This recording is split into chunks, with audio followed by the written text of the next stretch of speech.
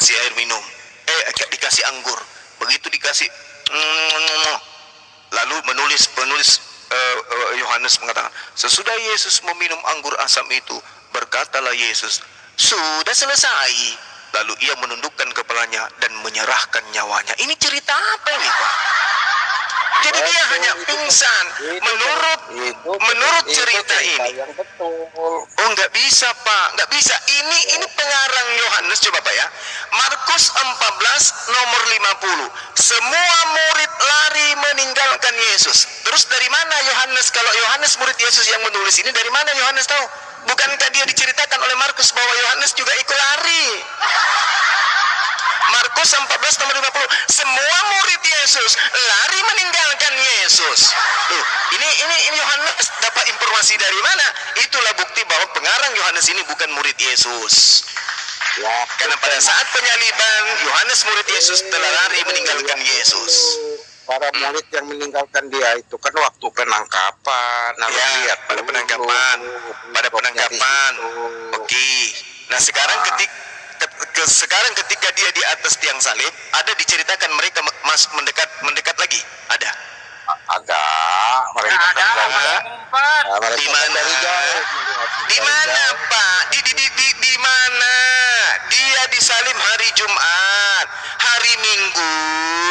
Bukan dia yang ke kuburnya Yesus, bukan dia yang ke salibnya. Yang minta diturunkan adalah Yusuf Arimatea, Nikodemus, dan Maria Magdalena. 3 orang ini yang minta mayat Yesus diturunkan, bukan Yohanes. Yohanes Yohanes mencut, dia lari dia.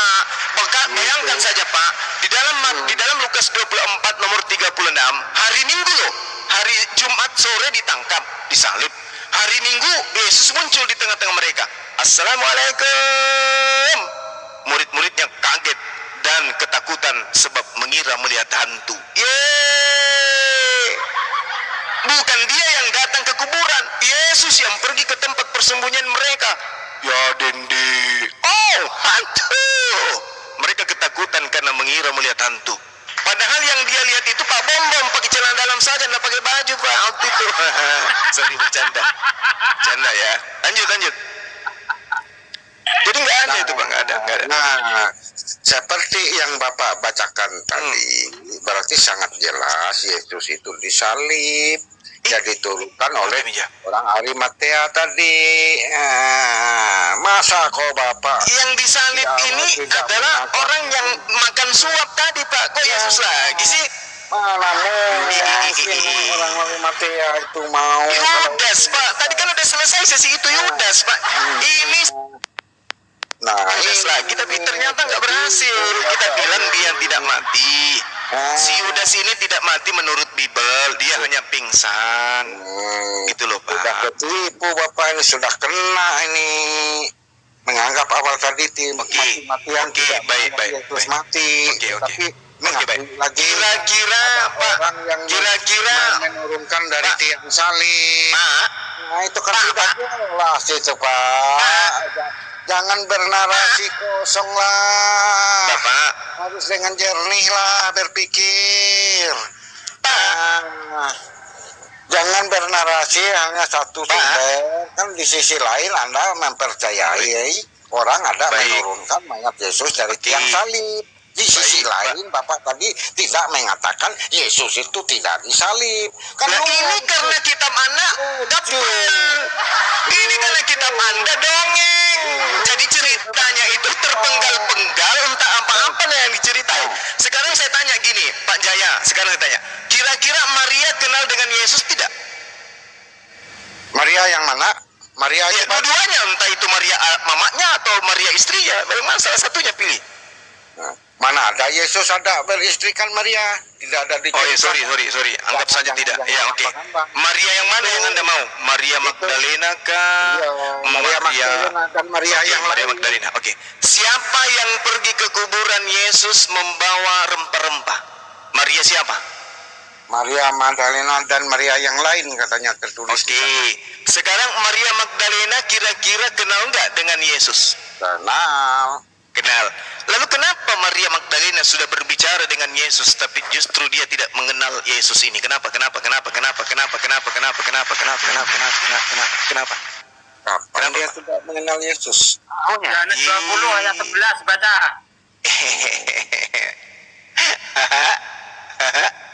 Coba Yohanes 20 ayat 11. Yohanes berapa? Yohanes 20 ayat 11. 20 ayat 11 ya. Iya. Nah, tetapi Maria berdiri dekat kubur itu dan menangis sambil menangis. Sambil menangis ia menjenguk ke dalam kubur itu. Dan tampaklah olehnya dua orang malaikat berpakaian putih, yang seorang duduk di sebelah kepala dan seorang lain di sebelah kaki di tempat mayat Yesus dibaring. Langsung aja ayat 15 deh Pak. Langsung aja ayat 15 biar nggak kepanjangan. Kata malaikat-malaikat itu kepadanya, "Ibu, mengapa engkau menangis?" Jawab Maria kepada mereka, "Tuhanku telah diambil orang dan aku tidak tahu di mana ia diletakkan." Terus ayat 15. Sesudah berkata demikian, ia menoleh ke belakang dan melihat Yesus berdiri di situ, tetapi ia tidak tahu bahwa itu adalah Yesus. Nah, itu dia. Kata Yesus kepadanya, "Ibu, lihat dulu." Kenapa Maria tidak tahu kalau itu Yesus, Pak? Kenapa? Lihat dulu, ini kan cerita. Lihat dulu sampai Iya, ayat 15 baca lagi. endingnya gimana. Ya intinya. Lihat dulu endingnya. Ini kan cerita. Endingnya. Ya, Lihat endingnya. Jangan langsung lihat satu Ya udah ayat. baca Pak. Bapak kan baca dari tadi. Masa kok langsung ngangkat? Ya nggak ngaji kok Maria nggak kenal Yesus. Jangan-jangan yang dilihat oleh Maria ini Pak Bom. Lanjut. Kata Yesus kepadanya, "Ibu, mengapa engkau menangis? Siapakah yang engkau cari?" Maria menyangka orang itu adalah penunggu taman, lalu berkata kepadanya, Penunggu taman. Maria sudah rabun nih. Maria sudah mulai pikun. Maria kena santet. Maria sudah berubah menjadi pararang. Yesus baru 3 hari sudah tidak dikenal. Apa rasionalnya itu Pak? 3 hari, Jumat, Sabtu, Minggu, Yesus mati, begitu bangkit dari kematian langsung jadi tukang kebun. Lucu deh. Mau dijelaskan? Ya, coba Bapak jelaskan bagaimana bisa Maria tidak mengenal Yesus. Menurut pikiran mereka, sangat tidak mungkin Yesus itu bangkit. Tahu menurut pikiran Berarti Yesus tidak pernah mengajarkan bahwa aku akan bangkit. Mereka belum percaya, masih belum mengingat karena mereka belum dapat Roh Kudus. Harus Roh Kudus lagi. Apa salahnya Roh Kudus ini? Aduh. Pertanyaannya, kenapa Maria tidak mengenal Yesus? Karena di dalam pemikirannya waktu itu kan mungkin kalau pemikiran Maria dia. Aduh. Jadi kalau Bapak ini sebentar pulang ke rumah memikirkan Pak Bom, jadi Bapak nggak ingat lagi istri Anda ini bukan atau istri Anda, gitu? Hah? Bukan demikian maksudnya. Masakah iya ada orang yang akrab selama 33 tahun sama-sama, begitu bertemu dengannya kembali selama 3 hari, tiba-tiba lupa ingatan? Bukan lupa ingatan. Itu membuktikan. Kabar gembira bagi orang-orang yang sudah bertahun-tahun menderita nyeri tulang dan sendi, nyeri leher dan bahu, mati rasa pada anggota badan. Apa yang ditebus Yesus? Tapi Yesus akan membangkitkan pada akhir zaman dan hidup yang kekal. Ya, bagi yang percaya, bagi yang tidak percaya dilempar ke lautan api yang menyala-nyala. Itulah kematian kedua, kematian kekal. Mantap sekali doktrinnya Bapak ini. Iya, sesuai Alkitab. Yesus itu adalah Adam yang kedua. Buset. Karena Adam yang pertama gagal, makanya dia muncul Adam yang apa kedua istilahnya tuh? gagal. Sesuai Alkitab di mana dosa diwariskan, Pak? Dianggap Adam Pak. kedua. Sesuai Alkitab di Perjanjian Lama, di mana dosa diwariskan? Hah? Di mana di Maksudnya, Perjanjian Lama dosa diwariskan? Oh, karena Adam itu melanggar perintah Tuhan. Iya, betul dia Kalau melanggar, dia- tapi di mana begini, dikatakan begini. bahwa dosanya akan diwariskan? Ya karena semua keturunannya mati. Itu asumsi. Iya, Ada yang Terus bilang, kenapa setelah ditebus keturunannya masih mati? Hah? Tetapi akan dibangkitkan lagi Nah, oleh Yesus. semua orang akan dibangkitkan nanti setelah kematian, Pak. Memang ada yang betul dibangkitkan. Coba yang pertama, Bapak boleh nggak baca ini, Pak? Yang Boleh nggak menerima- baca Yohanes 5 nomor 29? Boleh nggak, Pak? Bapak bacakan ke saya. Boleh nggak? Hah? Yohanes 5 nomor 29. Bapak boleh baca ke saya? Oke. Iya, silakan. Yohanes 5.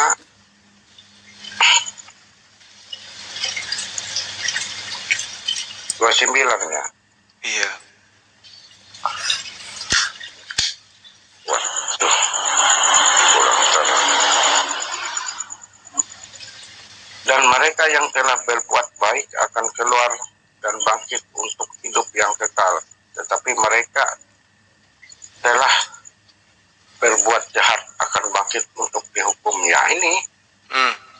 Itu terkaitan dengan perbuatan baik dan buruk, kan? Dilihat dulu perikopnya. Jangan Iya. ya. Perikopnya lagi. Iya, iya. Nah ini panjang ini kan kesaksian Yesus tentang dirinya. Nah, Bukannya yang berbuat jahat tadi sudah ditebus, Pak? Kenapa masih dihakimi? hmm? Apanya? Tadi katanya orang dibangkitkan untuk dihakimi. Ya dihakimi maksudnya kan yang percaya Yesus. Percaya sebagai sebagai Tuhan dan Kristus. Mantap. Percaya kepada Yesus sebagai Tuhan dan Kristus. Aduh, parah itu, parah. Akan masuk ke dalam Firdaus Wih, kata siapa? untuk hidup yang kekal. Kata siapa, Pak? Percaya Kata Yesus sebagai Alkitab. Tuhan akan masuk ke Firdaus. Itu kata siapa? Kata Alkitab, Oh, kata Alkitab. Kirain Tuhan yang berkata. Kirain Yesus yang ngomong. Iya. Ternyata Paulus yang ngomong. Pak, kembali ke edukasi dikit tadi Pak Jaya. Kan udah di Pak Jaya. Dengerin dulu Pak Jaya. Izin Pak Jaya. Pak Jaya izin dulu. Anda tadi kan menyebut Paulus terus. Pak Jaya, yang Pak Jaya. Pak Jaya izin tadi ya. Pak Jaya tadi udah mengakui Pak Jaya tadi. Udah dikasih datanya Bang Joma Ibrani 5 nomor 7 itu kan ya. Kan Pak Jaya udah mengakui bahwa Yesus itu doanya diterima ya. Iya Pak ya? Doa mana? Iya. Nah, Iya. Yesus itu minta doa untuk apa Pak? untuk meminta kekuatan. Tadi katanya Tuhan. Kan di situ tertulis Yang harus Pak, dengan dipercaya ratap sebagai Tuhan. tangis gitu ya Pak ya. Dengan Tuhan ratap minta tangis kekuatan. doanya dikabulkan Pak. Iya. Dia minta diselamatkan dari apapun bencana apapun termasuk salib Pak. Sekarang pertanyaannya Pak, minta doa Yesus kekuatan. minta diselamatkan dari salib dikabulkan atau ditolak Pak? Dikabulkan sehingga dia Dikabulkan. Berarti Yesus nggak disalib sudah. Selesai. di akhir doanya itu biar kehendak Bapak yang jadi bukan kehendak saya. Nah, Makanya kehendak Bapak yang dibunuh itu orang yang terkutuk atau orang yang jujur? orang yang terkutuk karena Yesus itu ditimpa. Siapa yang terkutuk? Siapa yang terkutuk? Siapa yang terkutuk? Antara Yudas dengan Yesus yang terkutuk siapa? Yudas. Berarti yang disalib adalah Bukan Yudas. Al-Quran mengatakan apa? Al-Quran mengatakan apa tentang Bayu Qasirun? Dan teman-teman mereka orang-orang kafir itu adalah membantu setan-setan di dalam menyesatkan, dan mereka tak akan henti-hentinya menyesatkan. Itulah Bapa. Wa ya'buduna min dunillah ma la yanfa'uhum wa la yadurruhum wa kana al-kafiru 'ala rabbih zahira. Dan mereka menyembah selain daripada Tuhan apa yang tidak memberi manfaat kepada mereka dan tidak pula mendatangkan bencana kepada mereka. Kenapa demikian? Karena yang mereka tuhankan adalah Yudas. Orang-orang kafir adalah penolong-penolong setan di dalam membuat durhaka kepada Tuhan pencipta langit dan bumi. Yang Anda tuhankan itu adalah Yudas, Pak. Tidak memberi manfaat apa-apa. Siapa yang mentuhankan Yudas? Lah, yang di atas tiang salib itu kan yang Anda, saya tanya dulu, yang mati di atas tiang salib itu yang Anda tuhankan, bukan? Iya, betul. Berarti dia adalah manusia terkutuk atau tidak? Itu yang digantung itu ada 3 orang. Enggak, yang mati terkutuk di atas tiang salib itu yang Anda tuhankan, bukan? Iya, betul. Berarti Tuhan Anda adalah manusia yang terkutuk. Iya, betul. Yesus. Bagus. Yad'una min dunihi illa inatha wa yad'una illa syaitanan marida.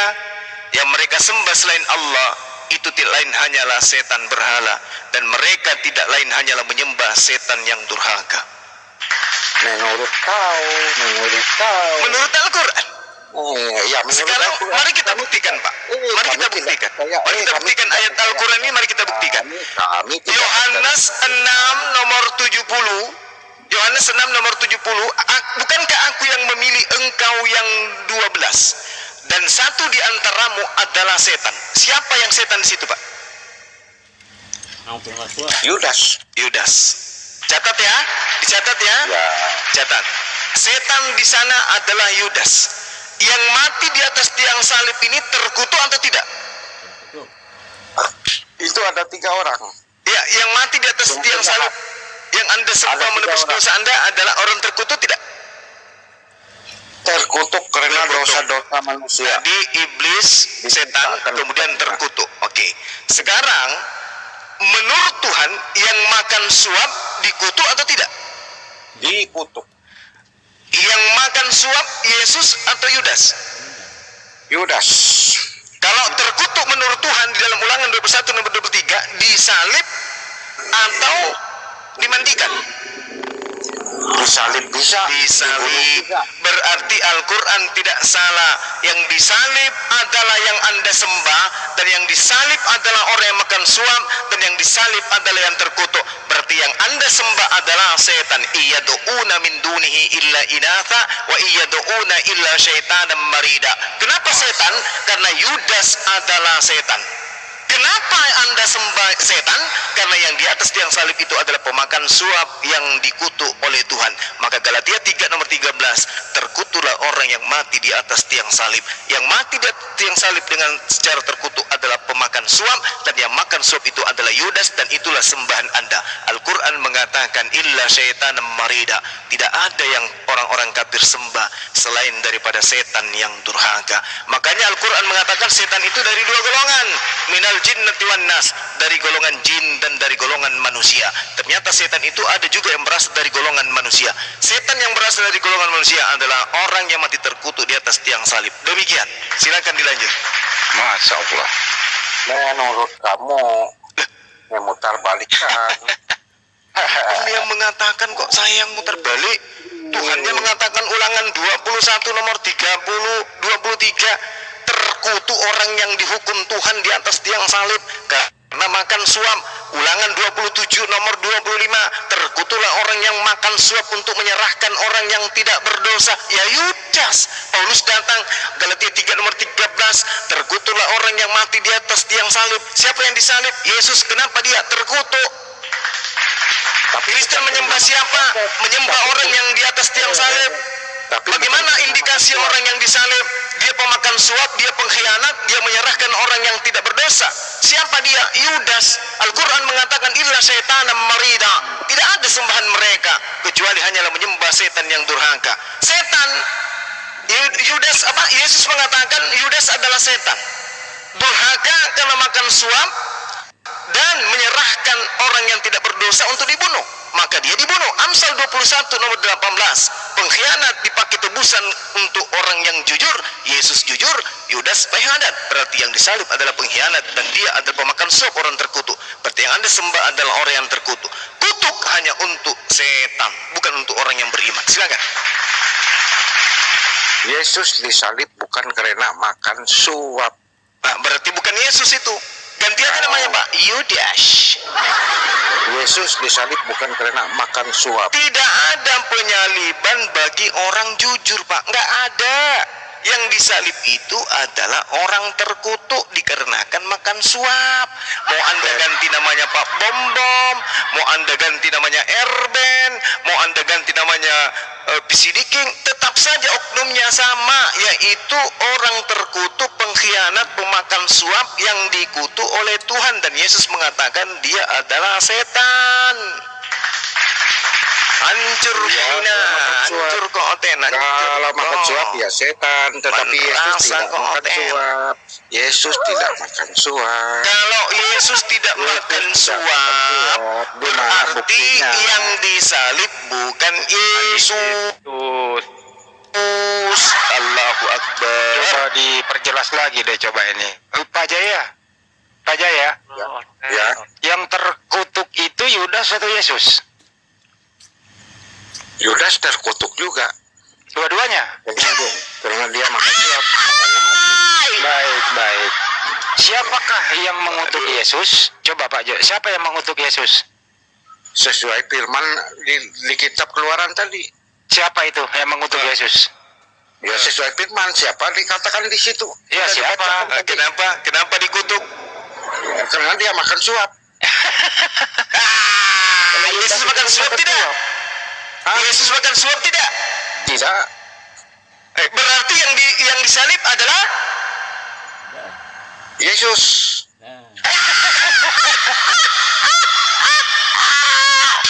Wa makaru wa makarallahu. Mereka membuat makar, mereka membuat tipuan. Maka Allah membalas tipuan mereka. Sesungguhnya Allah adalah sebaik-baiknya pembalas tipu daya. Masya Allah. Siapa yang terkutuk? Yesus. Yudas. Siapa yang makan suap? Yudas. Siapa yang disalib? Yesus. Yukhadi'una Allah walladzina amanu wa ma yakhda'una illa anfusahum wa ma yash'urun. Sesungguhnya orang-orang kafir menipu Allah, ingin menipu orang-orang beriman. Sesungguhnya mereka hanya menipu diri mereka sendiri. Cobalah Pak, ayo kita renungkan. Masih ada sisa hari, 2 hari, 3 hari menjelang ajal. Cobalah Bapak renungkan. Apakah Bapak berada pada jalan yang benar? Saya berada di jalan yang lurus karena Yesus adalah jalan. Lurus Pak. Yakin Yesus Bapak jalan. adalah jalan dan kebenaran. Siapa yang Berarti percaya kalau kepada dia adalah jalan dia kebenaran akan dan hidup. memperoleh hidup yang kekal. Kalau Yesus adalah jalan kebenaran dan hidup, berarti Yesus ini orang yang benar. Betul? Betul. Oke, Keluaran 23 nomor 7, jangan engkau membunuh orang yang benar. Boleh nggak Yesus dibunuh? Orang yang tidak benar yang membunuh orang benar. Loh, perintahnya.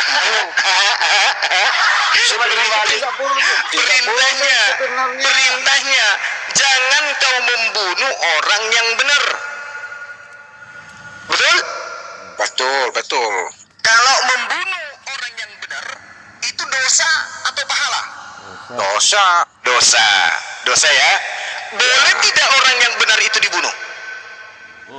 Tidak boleh, semestinya kan tidak boleh. Nah, tidak boleh. Kalau ada orang benar, tetapi kalau dipitnah, makanya istilah fitnah itu adalah pembunuhan yang keji. Oke.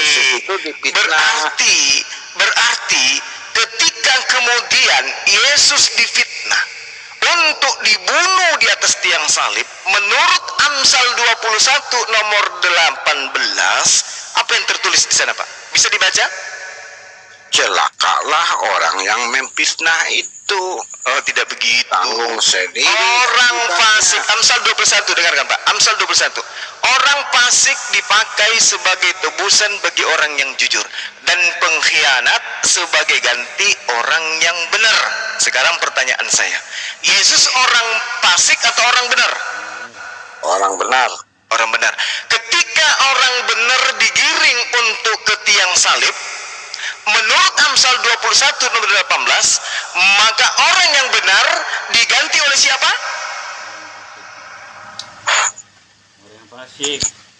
Apanya?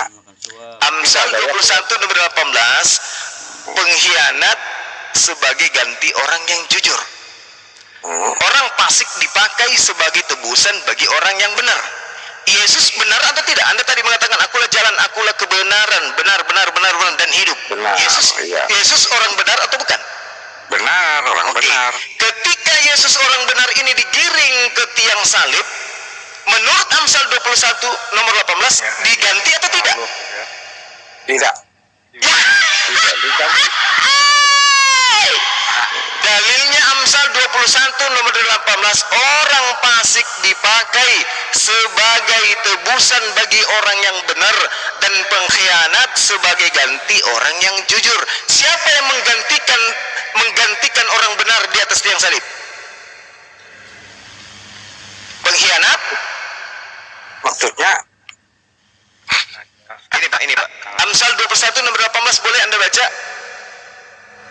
Baca dulu Pak. Baca dulu Pak. 21 nomor 18. Melawan sambil dibantu temannya melawan, jangan diam aja.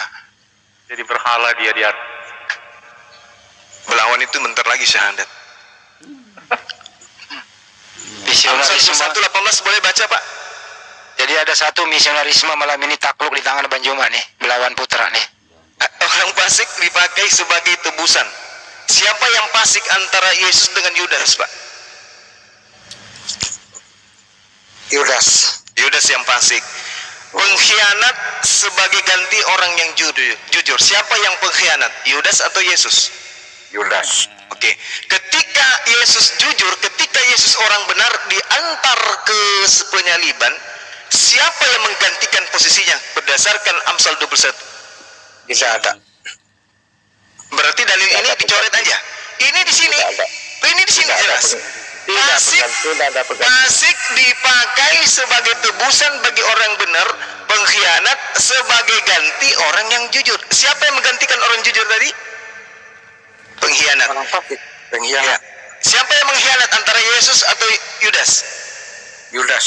Berarti yang menggantikan Yesus adalah Tidak ada yang mengganti. Kalau masalah itu. Jangan kita copot ayat yang di Amsal ini. Belum tentu maksudnya itu. Masya Allah wa ikhwanuhum yamudduna fil ghayyi thumma la yuqsirun. Subhanallah. Al-Quran betul-betul mengatakan summum bukmun umyum fahum la yarjud. Mereka punya mata membaca tapi tidak paham. Mereka punya telinga mendengar tapi tidak bisa menelaah. Mereka punya hati tapi buram hatinya sehingga tak ada cahaya kebenaran di dalam. Ini dalil Pak, udah dibacakan begitu apik, begitu sempurna, masih Anda pleset-plesetkan. Kenapa? Karena Anda adalah pengikutnya bom-bom. Anda yang memplesetkannya, bukan Apa yang saya plesetkan Pak? Sekarang saya ulang lagi, saya ulang. Di sini ada fasik dipakai sebagai tebusan bagi orang benar, ada pengkhianat sebagai ganti orang jujur. Siapa yang pengkhianat antara Yudas dan Yesus? Kalau Yudas dan Yesus itu lain cerita. Oh, begitu. Yesus itu disalib karena dipitnah. Berarti ada orang fasik. Yang menerima suap itu adalah muridnya Yudas. Berarti Yesus ini korban fitnah. Iya, korban fitnah. Berarti Yesus ini orang benar. Iya benar, orang benar. Dalilnya pengkhianat dipakai sebagai ganti orang yang benar. Siapa yang berkhianat? Yesus atau Yudas? Yudas yang berkhianat. Yudas yang berkhianat. Pengkhianat ini dipakai ganti kepada orang yang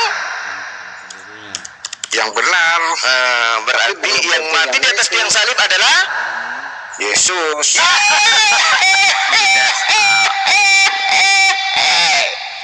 Gimana susahnya nih anak muridmu, Bom. Makanya Bom, jangan kau makan siri sendiri, kau bagi-bagilah sama muridmu. La haula wala quwata illa billah. Ini data apa lagi, Pak? Meskipun malaikat datang kemudian untuk memberikan aliran listrik ke kepala Anda, kalau Anda tidak menggunakan akal sehat Anda tidak akan sampai kepada kebenaran. Tetap aja akan menjadi wakanal kafiru ala rabbihi zaira, penolong setan di dalam mengajak manusia menyembah kepada sesamanya manusia. Anda juga mengatakan demikian. Kalau memang itu firman Tuhan itu adalah bukan untuk saya tetapi untuk Anda juga. Iya, betul. Al-Quran itu untuk saya dan untuk Anda. Sekarang yang menginginkan Yesus mati di atas tiang salib kan Anda. Sementara Tuhan menginginkan yang mati di atas tiang salib adalah pengkhianat. Bukan saya menginginkan Yesus itu mati. Lalu siapa? Lalu siapa? Itu sesuai ceritanya di Lalu siapa yang menginginkan? Siapa yang menginginkan Yesus mati? Siapa? Siapa yang menginginkan? Yang menginginkan Yesus mati di atas tiang salib itu hanya iblis. Sekarang kenapa Anda mempertahankan? Apa alasannya Anda bertahan, memperkokoh kemudian pendapat Anda bahwa yang disalib itu harus Yesus? Apa alasan Anda? Karena Yesus memang itulah tugasnya.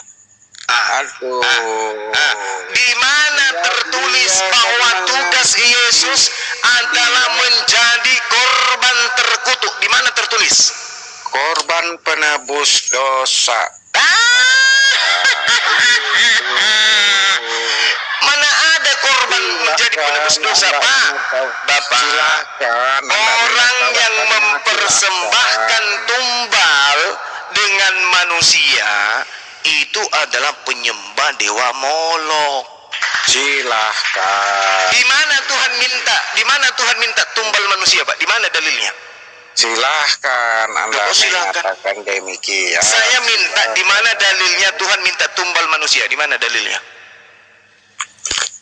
Di Alkitab. Di Alkitab.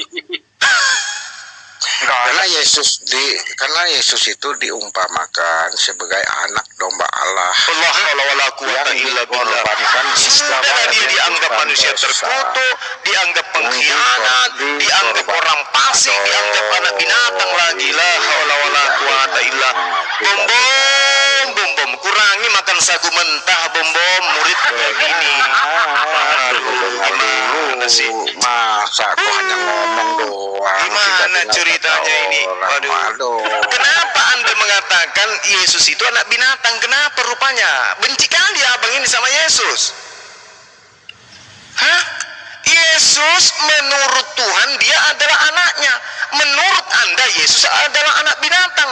Yang mana yang benar sebenarnya ini? Domba Allah. Siapa yang mengatakan Yesus itu anak domba? Siapa? Anak domba. Saya tanya, siapa yang mengajarkan Anda mengatakan Yesus itu anak binatang? Siapa? Anak domba Allah. Siapa yang mengajarkan Anda mengucapkan itu? Siapa? Siapa yang mengajarkan Anda mengucapkan bahwa Yesus itu adalah anak domba dan sejak kapan Maria jadi domba? La haula wala quwata illa billah. Domba rupanya Maria yang melahirkan ini, Yesus. Atau anak yang domba? Oh, jangan, nauzubillah. Jangan, takut saya. Saya tanya kepada Pak Jaya, ini kenapa Anda menyebut anak orang sebagai anak binatang? Anak domba Allah diumpamakan demikian. Karena dia sebagai tebusan umat manusia yang berdosa. berarti Anda menganggap Yesus binatang, Pak. Karena persembahan orang Yahudi itu hanya binatang. La haula wala quwata illa billah, benar-benar fasik abangku ini. Bom, kurangi makan sagu mentah, Bom. Iya. Iya buang. Sudahlah, anaknya orang Anda jadikan sebagai pengkhianat, pemakan suap, manusia terkutuk, orang fasik yang mati di atas tiang salib. Anda jadikan lagi dia anak binatang. Kapan ini orang Kristen bisa sedikit menghargai Yesus ya? Kapan ya?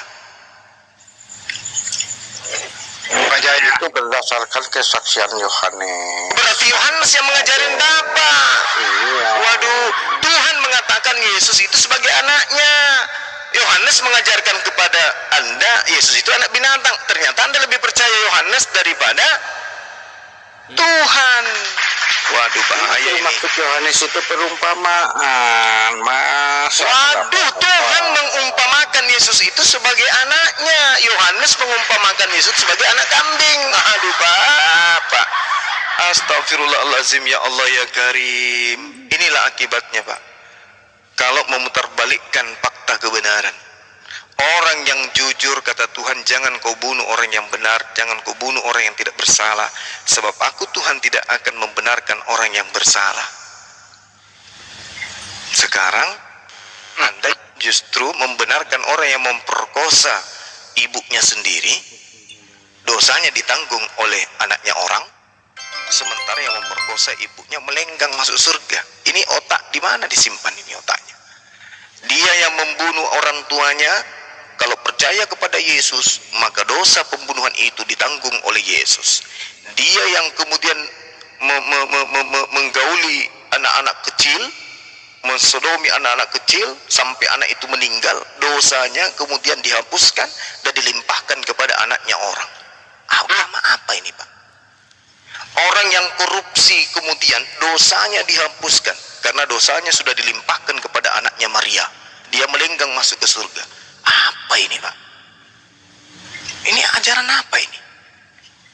Di dalam Jarang enak. 1 Yohanes 2 nomor 1, anak-anakku, janganlah engkau melakukan dosa, tetapi apabila engkau melakukan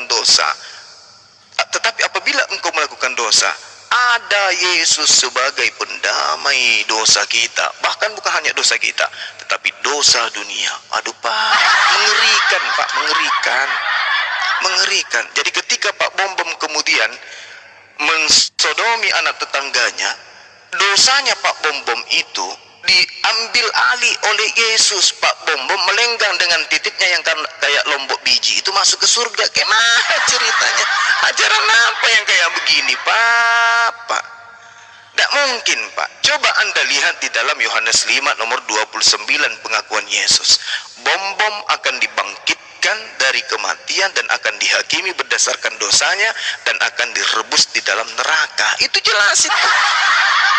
Tidak ada itu, Pak, bahwa dosanya Bom Bom dilimpahkan kepada orang Yahudi bernama Yesus sehingga dia bisa nipu-nipu orang, ambil perpuluhan kepada orang-orang yang tidak tahu Bible. Dikumpulkanlah itu orang, dikhotbahi dengan model rambut dipirang, mau pakai wig warna biru, muka mata kayak bola pingpong kayak begitu, nipu-nipu orang perpuluhan. Habis itu dosa-dosanya nipu orang ditanggung sama Yesus anak Maria. Manalah mungkin, Pak. Yesus sendiri mengatakan bahwasanya dosa manusia ditanggung oleh manusia itu sendiri. Tidak ada kemudian orang menanggung dosanya orang. Tidak ada juga kemudian orang kita punya dosa kita serahkan ke orang. Tidak bisa. Ini loh, orang fasik dipakai tebusan dikenakan karena dia fasik. Orang jujur yang diselamatkan. Ini terbalik. Harusnya Amsal ini dirubah. Orang fasik diselamatkan dan orang benar sebagai tebusan. Nah, ini baru cocok. Yesus baru cocok disalib kalau ini dalilnya begitu. Dan pengkhianat diselamatkan dan digantikan oleh orang yang jujur. Baru cocok kalau Yesus itu di situ. Tapi selama dalil ini tidak berubah, maka yang disalib itu wajib hukumnya Bom Bom. Yesus yang diselamatkan, Pak. Masa Bom Bom yang mencuri, Yesus yang masuk neraka, Yesus yang menanggung dosa. Yesus kalau nanggung dosa, Pak, tempatnya di mana? Yesus masuk neraka dong. Dan semua dosa-dosa ditanggung di pundaknya. Dosa itu dicucinya di neraka. Banget Brando. Berisik. Berarti kalau dosa-dosa semuanya ditanggung oleh Yesus, maka ketika hari kebangkitan Yesus akan bangkit dihakimi. Dosa mencuri, dosa merampok, dosa judi, dosa memperkosa, dosa apalagi makan uang haram dan seterusnya. Semua ditanggung sama Yesus. Kemana hendak dia pergi nanti ketika dia dihakimi? Ke surga? Nggak mungkin. dosa-dosanya Pak Bom Bom ada semua di Yesus, berarti Pak Bom Bom yang tadinya masuk ke neraka digantikan oleh Yesus. Yesus masuk ke neraka, tapi karena Pak Bom Bom itu gemuk nggak bisa lari, maka Yesus panggil juga dengan memakai tangannya dia, ditarik Yesus sama Bom Bom masuk sama-sama karena berat badannya dia nggak bisa lari dari neraka. Nggak akan mungkin Pak, itu mustahil ajaran kayak begitu. Orang yang makan, yang kenyang orang lain, tidak mungkin. Tidak mungkin itu. Siapa yang melakukan, itulah yang menerima. Siapa yang kemudian bekerja, itu yang digaji. Tidak mungkin kemudian hanya datang nyanyi-nyanyi, bertepuk tangan untuk Tuhan, pak, selesai, halilintar. Udah kasih perpuluhan pulang. Kayak gitu? Enggak lah Pak, enggak mungkin. Yesus ketika ditanya di Matius 19, Guru, apa yang harus saya kerjakan supaya saya memperoleh hidup yang kekal? Apa kata Yesus? Lakukan semua perintah-perintah Tuhan. Perintah Bapa. Nah coba, lakukan semua perintah-perintah Bapa. Kata Yesus. Jangan mencuri, jangan membunuh, jangan begini, jangan. Tapi apa Kristen? Mencurilah, merampoklah. Inilah, itulah. Nanti dosamu sudah ditebus semua sama Yesus. Parah. Yohanes 10 nomor 9, barang siapa yang berkata Yesus adalah Tuhan dan apa yang dikatakan itu diimani sepenuh hati, maka dia akan diselamatkan. Iya, Roma. Oke. Roma 10 nomor 9 dan nomor 10. Waduh, parah itu Pak. Udah ya Pak ya, saya rasa sesi kali ini kita tutup aja. Ini perenungan buat saudara saya Jaya, bahwasanya ternyata yang disalib itu adalah orang yang berkhianat, yang disalib itu adalah pemakan suap, yang disalib itu adalah orang yang fasik, orang yang salib itu adalah orang yang dikutuk oleh Tuhan. Dengan demikian, mustahil Yesus pengkhianat, mustahil Yesus orang fasik, mustahil Yesus terkutuk, karena dia adalah orang benar. Kesimpulan akhirnya adalah apa yang diterangkan Al-Quran 100% mutlak, absolut, sahih, benar adanya. Demikian. Terima kasih kepada semuanya guru-guru saya yang ada di sini dan juga Laskar Api yang ada di bawah dan juga teman-teman yang ada di YouTube Zulkifli Mabas dan channel-channel yang berafiliasi dengan Komal Blokir Permanen. Semoga materi kita pada malam hari ini bisa kita jadikan sebagai edukasi terhadap diri kita dan juga kepada orang lain, termasuk kepada anak dan juga keturunan kita ke depan. Saya Zulkifli Mabas bersama dengan guru-guru saya di sini mohon diri untuk pamit sejenak. Salam satu Tuhan, salam tauhid. Jayalah Islamku, jayalah Indonesiaku. Allahu Akbar. Assalamualaikum warahmatullahi wabarakatuh. Waalaikumsalam. Waalaikumsalam warahmatullahi wabarakatuh. Iya. Lihat WA. Baik. Ini diskusi teman-teman ya. Kalau bisa dipromokan itu di TikTok. Jadi teman-teman ini diskusi, ini bukan monolog. Jadi jangan ada yang sakit hati.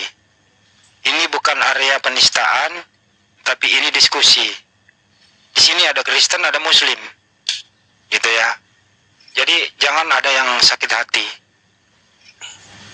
Silakan Pak Jaya, masih ada disampaikan? Tidak ada yang sakit hati. Itu menurut pemahaman dan penafsiran masing-masing, silakan. Iman Kristen ya begitu. Kami percaya bahwa yang disalib itu adalah Yesus. Tapi Yesus bukan terkutuk karena menerima suap. Itu yang perlu digarisbawahi. Mantap. Pak Jaya udah pernah membaca Galatia 3 nomor 13, Pak? Ya, terkutuklah orang yang tergantung disalib itu, Kak. Iya, siapa itu yang terkutuk, Pak? Ya, Yesus. Maksudnya di situ karena ditimpakan segala kutuk. Tuhan Andakah itu terkutuk? Hah? Tuhan Andakah itu yang terkutuk? Iya. Siapa yang mengutuk Tuhan Anda? Hah? Bukan yang lain. Jadi ada Tuhan mengutuk Tuhan gitu? Karena segala dosa manusia ini ditimpakan. Ya itu tujuannya, Pak. Itu tujuan ntar dulu. Yang terkutuk. Iya itu tujuannya. Apakah Pak Jaya percaya Tuhan mengutuk Tuhan? Ya percaya, bisa aja. Karena Tuhan itu kan penguasa. Bukankah Tuhan sudah menjelaskan tidak boleh membunuh orang yang tidak bersalah? Iya, maksud Tuhan, tetapi kan manusia beda. Jadi Yesus disalib. Yesus itu kan oleh manusia. Ya, jadi pembunuhan Yesus, dengerin Pak Jaya. Jadi pembunuhan Yesus di tiang salib melanggar perintah Tuhan. Melanggar, mereka itu melanggar. Kalau Baik. Yesus itu kan difitnah. Tapi Anda percaya pembunuhan itu? Percaya. Anda mengimani pembunuhan Iya itu? betul, mengimani. Jadi iman Anda berdiri di atas pelanggaran perintah Tuhan. Karena Tuhan itu bisa mengubah kutuk jadi berkah. Baik. Nah, Pak Jaya, itu namanya lebih Tuhan. efisien mana Pak Jaya? Memang Dengerin dulu Pak Jaya. orang-orang waktu itu memang menganggap Yesus itu memang betul-betul orang berdosa. Oke orang Pak waktu Jaya. itu. Pak Jaya. Tetapi umat Lebih- Kristen tidak Pak demikian. Jaya. Hmm. Pak Jaya, lebih efisien mana Pak? Menebus dosa itu dengan binatang atau dengan manusia? Efisien mana Pak? Apanya? Penebusan dosa mempersembahkan binatang atau manusia Pak? Itu kehendak Allah. Enggak, lebih efisien mana Pak? Pada awalnya kan binatang. Ya, terus kenapa Tapi itu kan diganti tiap Pak? tahun, tiap tahun tidak akan mungkin manusia ini mampu tiap tahun. Sudah tidak mampu lagi. Yahudi masih mampu Pak? Nah, mana? Yahudi itu mana ada sekarang itu? Masih sering dia korban Pak? Berkorban-korban namanya masih Pak? Korban itu harusnya ada tempatnya di bait Allah. Mereka masih belum mampu membangun bait Allahnya. Oh, jadi Anda mengatakan demikian sudah diganti dengan darah manusia begitu ya? Iya, sesuai yang tertulis. Oke, Aku baik. mengimani sesuai yang tertulis, ya. Aku mengimani sesuai yang tertulis. Menurut Pak Jaya, Entah kalau orang menganggapnya kok salah. Pak Jaya, Pak Jaya, menurut Anda siapa-siapa sih yang terlibat dalam pembunuhan Yesus? Oh, banyak, Siapa aja Pak? termasuk tokoh-tokoh agama pada waktu itu. Siapa lagi? Iya, orang Romawi, karena waktu itu Israel sudah dijajah. Terus siapa lagi? Banyak. Susah kita. Kalau Yudas dan Iblis berfungsi nggak Pak? Yudas sama Iblis berfungsi. berfungsi. Jadi Anda mengimani kelakuan mereka? Hah? Anda mengimani perbuatan mereka? Mengimani. Iman Anda berdiri di atas kekejaman kayak gitu Pak? Iya. Ya kejam mereka karena orang tidak mengenal kebenaran, ya kejam orang-orang waktu itu. Menurut Anda mereka ini pecundang atau pahlawan? Pecundang. Pecundang yang benar Pak. Iya. Kalau mereka nggak melakukan pembunuhan itu, membunuh orang yang tidak berdosa. boleh nggak bunuh orang yang tidak berdosa Pak? Membunuh orang tidak berdosa itu dosa. Dosa boleh atau tidak Pak? Hah? Boleh atau tidak Pak? Tidak boleh sebenarnya, tapi kenyataannya boleh. Aturannya tidak boleh. Kenapa Pak? Maju Pak deh. Nah ini apa? Aturannya tidak boleh. Ya ada larangan, tapi kenyataannya bisa, ya kan? Nah, bagaimana lagi? Ini saya sedang apa ini? Aturan hukumnya kan tidak boleh dilarang. Aturan hukumnya hukum Allah, tetapi kenyataan manusia ini kan bebal. Baik Pak Dilarang Jaya. mencuri. Kan mencuri itu kan tidak boleh, tapi buktinya kan masih ada aja orang mencuri. Berarti bisa. Dosa nggak tuh Pak? Bisa dilakukan. Sekelip Dosa nggak tuh Pak? Berdosa. Dosa. Jadi Mengambil barang orang lain dosa, bukan miliknya sendiri, dosa. Mencuri, membunuh, dosa. Sudah ada hukumnya. Tapi kenyataannya masih berlaku. Masih ada Pak aja Jaya, pembunuhan, Pak Jaya. pencurian. Pak Jaya. Yesus itu kan berdoa itu Pak ya. Kita ulangi dari belakang dikit. Kan dia berdoa tuh Pak. Ya, Doanya ditolak apa diterima Pak? apa masalahnya dia berdoa? Ditolak apa diterima doanya Pak?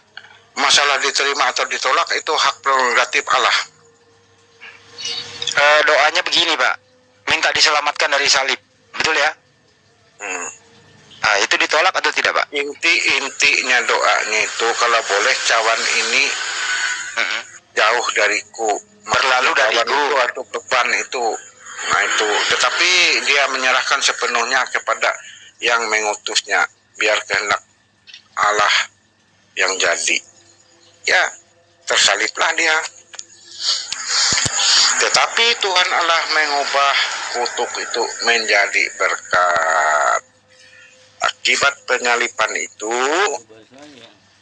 berkat kepada manusia yang percaya kepadanya, berkat kehidupan yang kekal.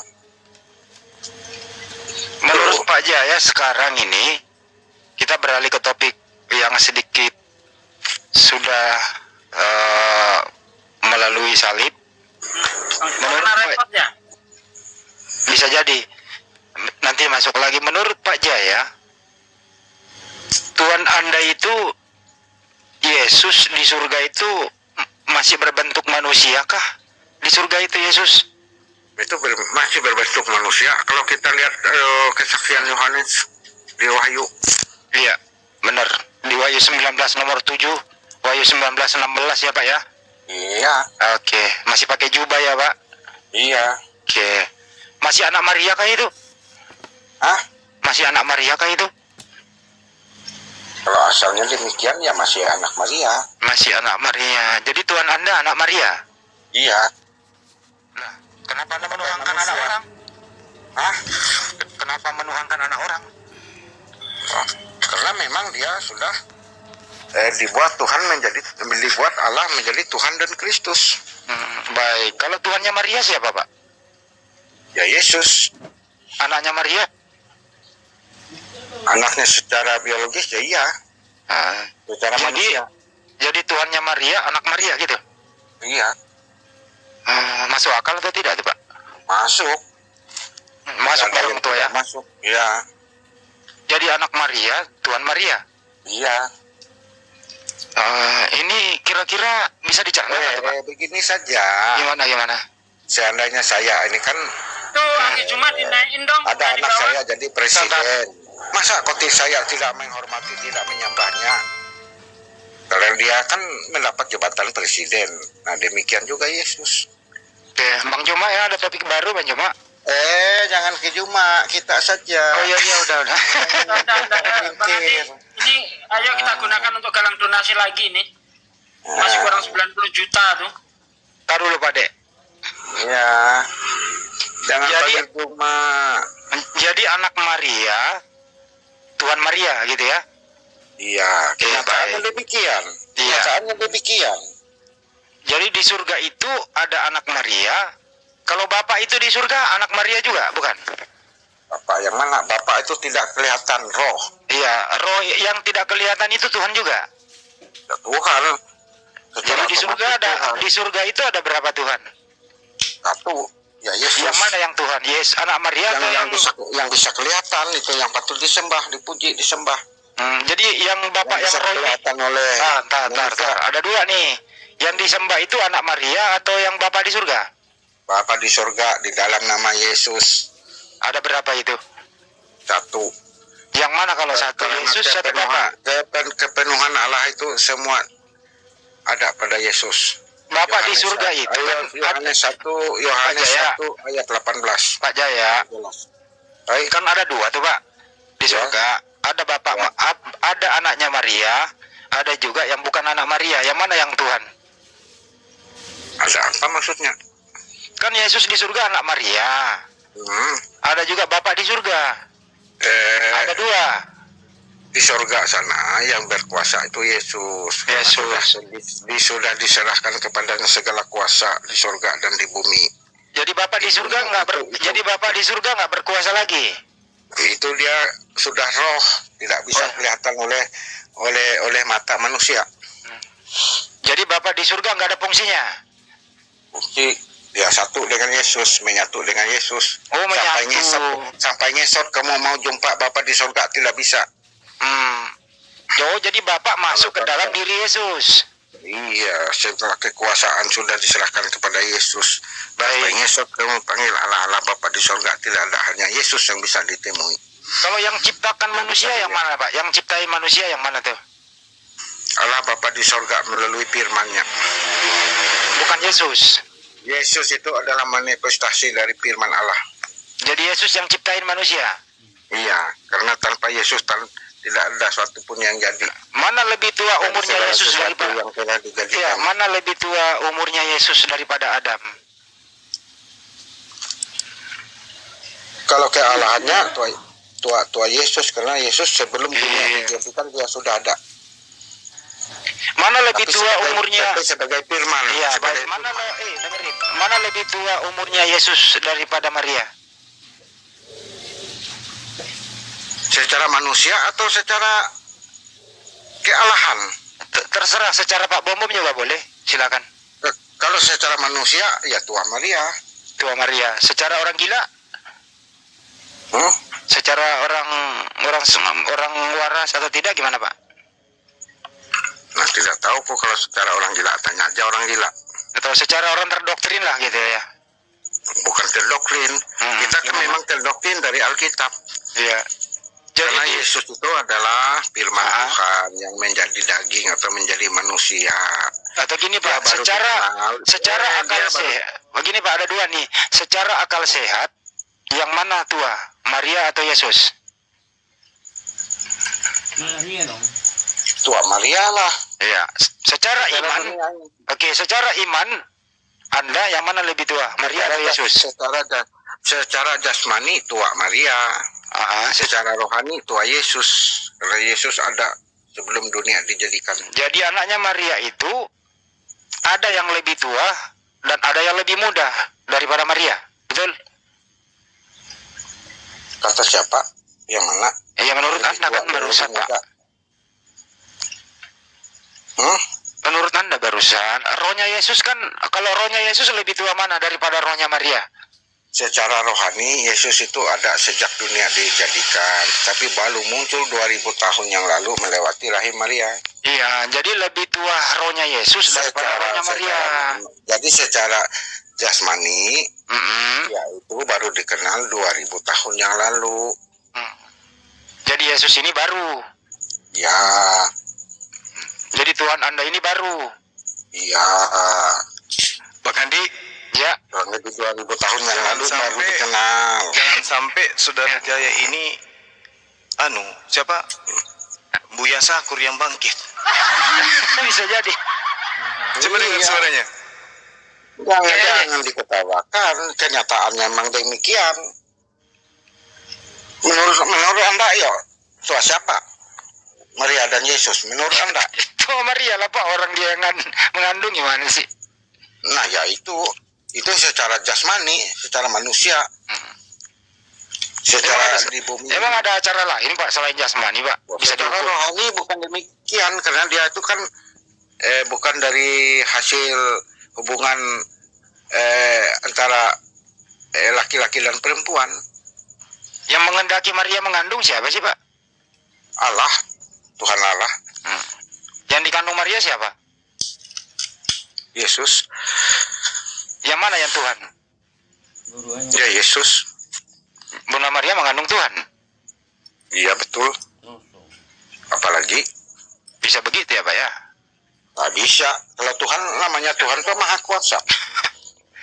Jadi ada Tuhan di surga, ada Tuhan dalam kandungan. Kalau Tuhan tidak mampu menampakkan dirinya, itu bukan maha kuasa namanya. Terbatas. Walaupun kita menganggap dia maha besar, maha kuasa apa, mana pernah kita lihat bukan maha kuasa. Pak Jaya udah pernah baca Yohanes 5:37 Pak Jaya? Apa? Coba buka.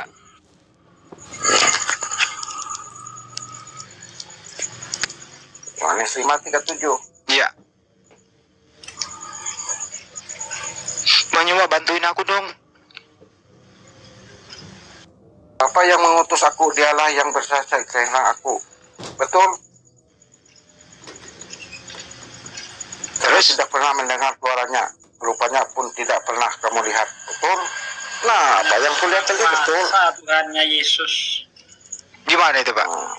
Yesus ngomong lo kayak gitu. Iya, Yohanes 1 kan ini sama dengan Yohanes 1 ayat 18. Coba kita lihat Yohanes 1 ayat 18. Nah, menurut Yesus, menurut Yesus itu Tuhan itu punya rupa atau tidak?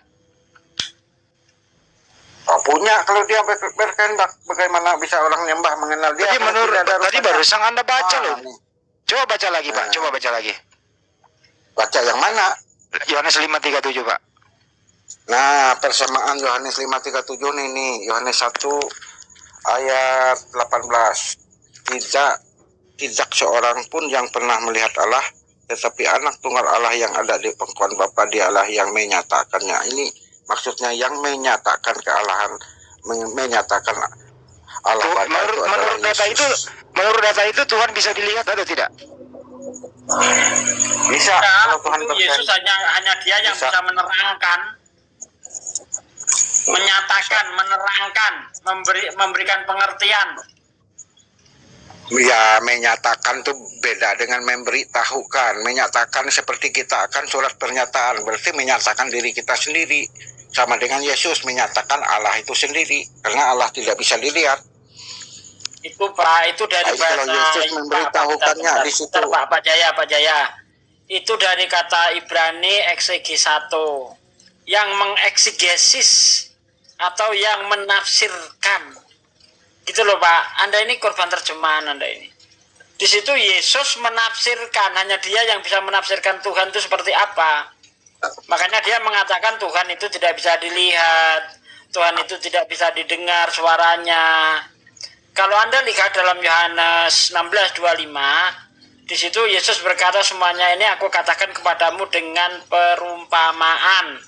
Tetapi ada saatnya nanti aku akan berkata terus terang kepadamu, memberitakan tentang Bapa.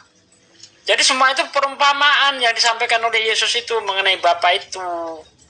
Gitu loh. Iya, kalau Yesus yang ngomong. Nah, memang Yesus yang ngomong. Kadang-kadang perumpamaan.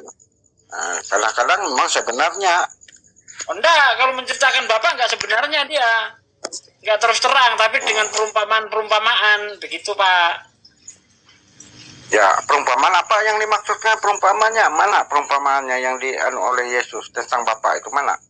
Ya itu tadi, Bapak roh. Misalnya kan, Allah itu roh. Itu perumpamaan. Kalau memang betul roh, tidak roh itu kan tidak bisa dilihat. Nah, ya itu memang artinya demikian. Allah itu tidak bisa dilihat. Tidak harus Tuhan itu menampakkan diri seperti yang Anda mau. Begitu loh. Lanjut Bang Andi. Bukan saya yang mau. Bukan saya yang mau. Tolong baca WA saya Pak, dia penting Pak. Yang maunya demikian loh tuh. Yang menampakkan diri itu bukan Ustaz Ali maju dulu. Ustaz ada atau Kores atau Bang Juma, saya telepon dulu sama Pak Desugi penting. Silakan Bang Juma atau siapa? Bang Juma. Ya silakan. Ustadz Alif, Tedore. Iya. Ustadz Alif jaringannya merah. Telat, monitor udah jawab. Cek. Ada. Hai, beres. Oh ya, ada Ustaz Alif. Gas Ustaz.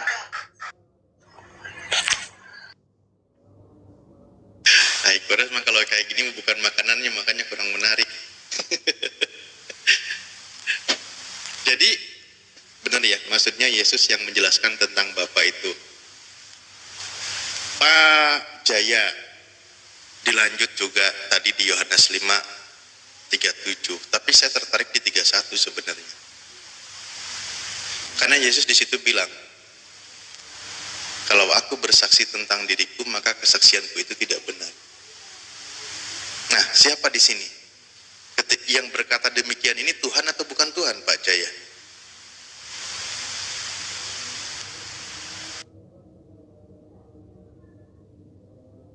Pak Jaya itu ditanya sama Ustadz Alif. Cek. Pak Jaya. Iya. Ya. Yang di mana? Yang berkata Yohanes 5:31. Yohanes 5:31. Iya. Yesus berkata, kalau aku bersaksi tentang diriku sendiri, maka kesaksianku ini tidak benar. Ini kesaksian Tuhan atau bukan Tuhan ini? Ya kesaksian Tuhan, dia sebagai manusia waktu itu sebagai pengajar. Iya, berarti dia bukan Tuhan ya?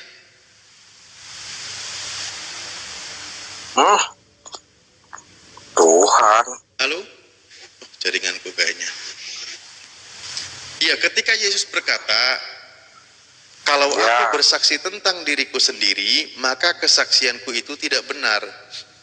Nah, pernyataan di sini, Yesus pernyataannya ini Tuhan atau bukan Tuhan? Tuhan. Tuhan. Tuhan. Ya. Jadi Tuhan bersaksi tidak benar?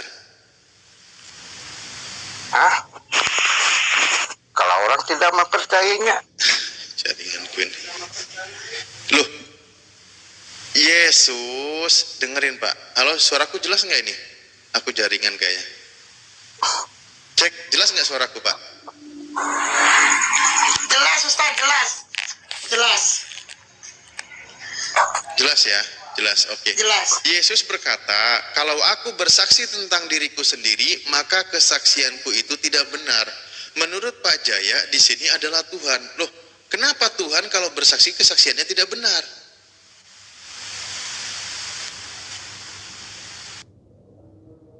Karena dia di waktu. Coba gimana Pak memahaminya Pak?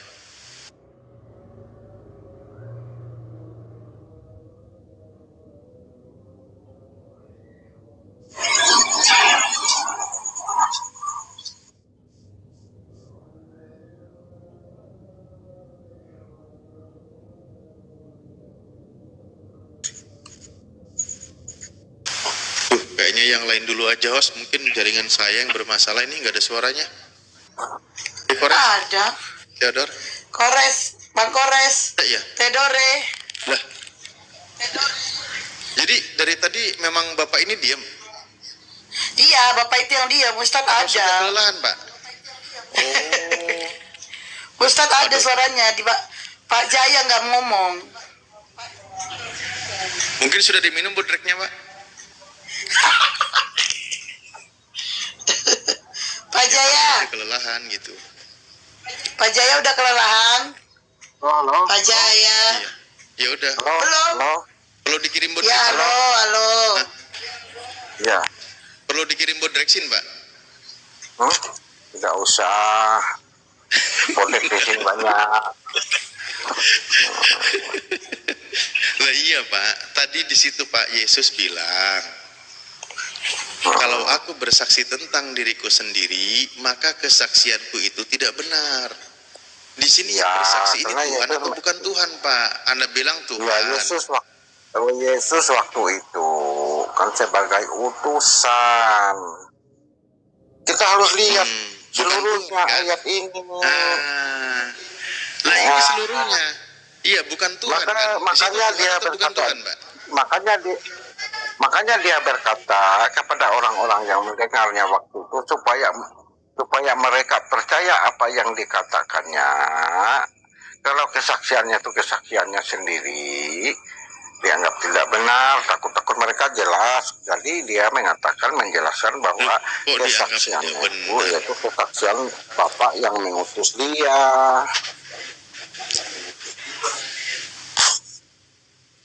Nah ya kalau Yesus bersaksi dari dirinya sendiri, maka kesaksian Yesus itu tidak benar, kan gitu. Bener gak? Bener gak? Benar. Ayat Kalau berapa tadi? kesaksian, iya. Ngapain yang nggak duluan? Baca aja belum? Yohanes 5:31. Oh, Aduh. Bos kalau ada oten yang mau naik lagi Bos. Atau nanti ini ya nanggung ngabisin. Kasihan Bapak ini bodrek sini udah mau diminum itu, keburu encer.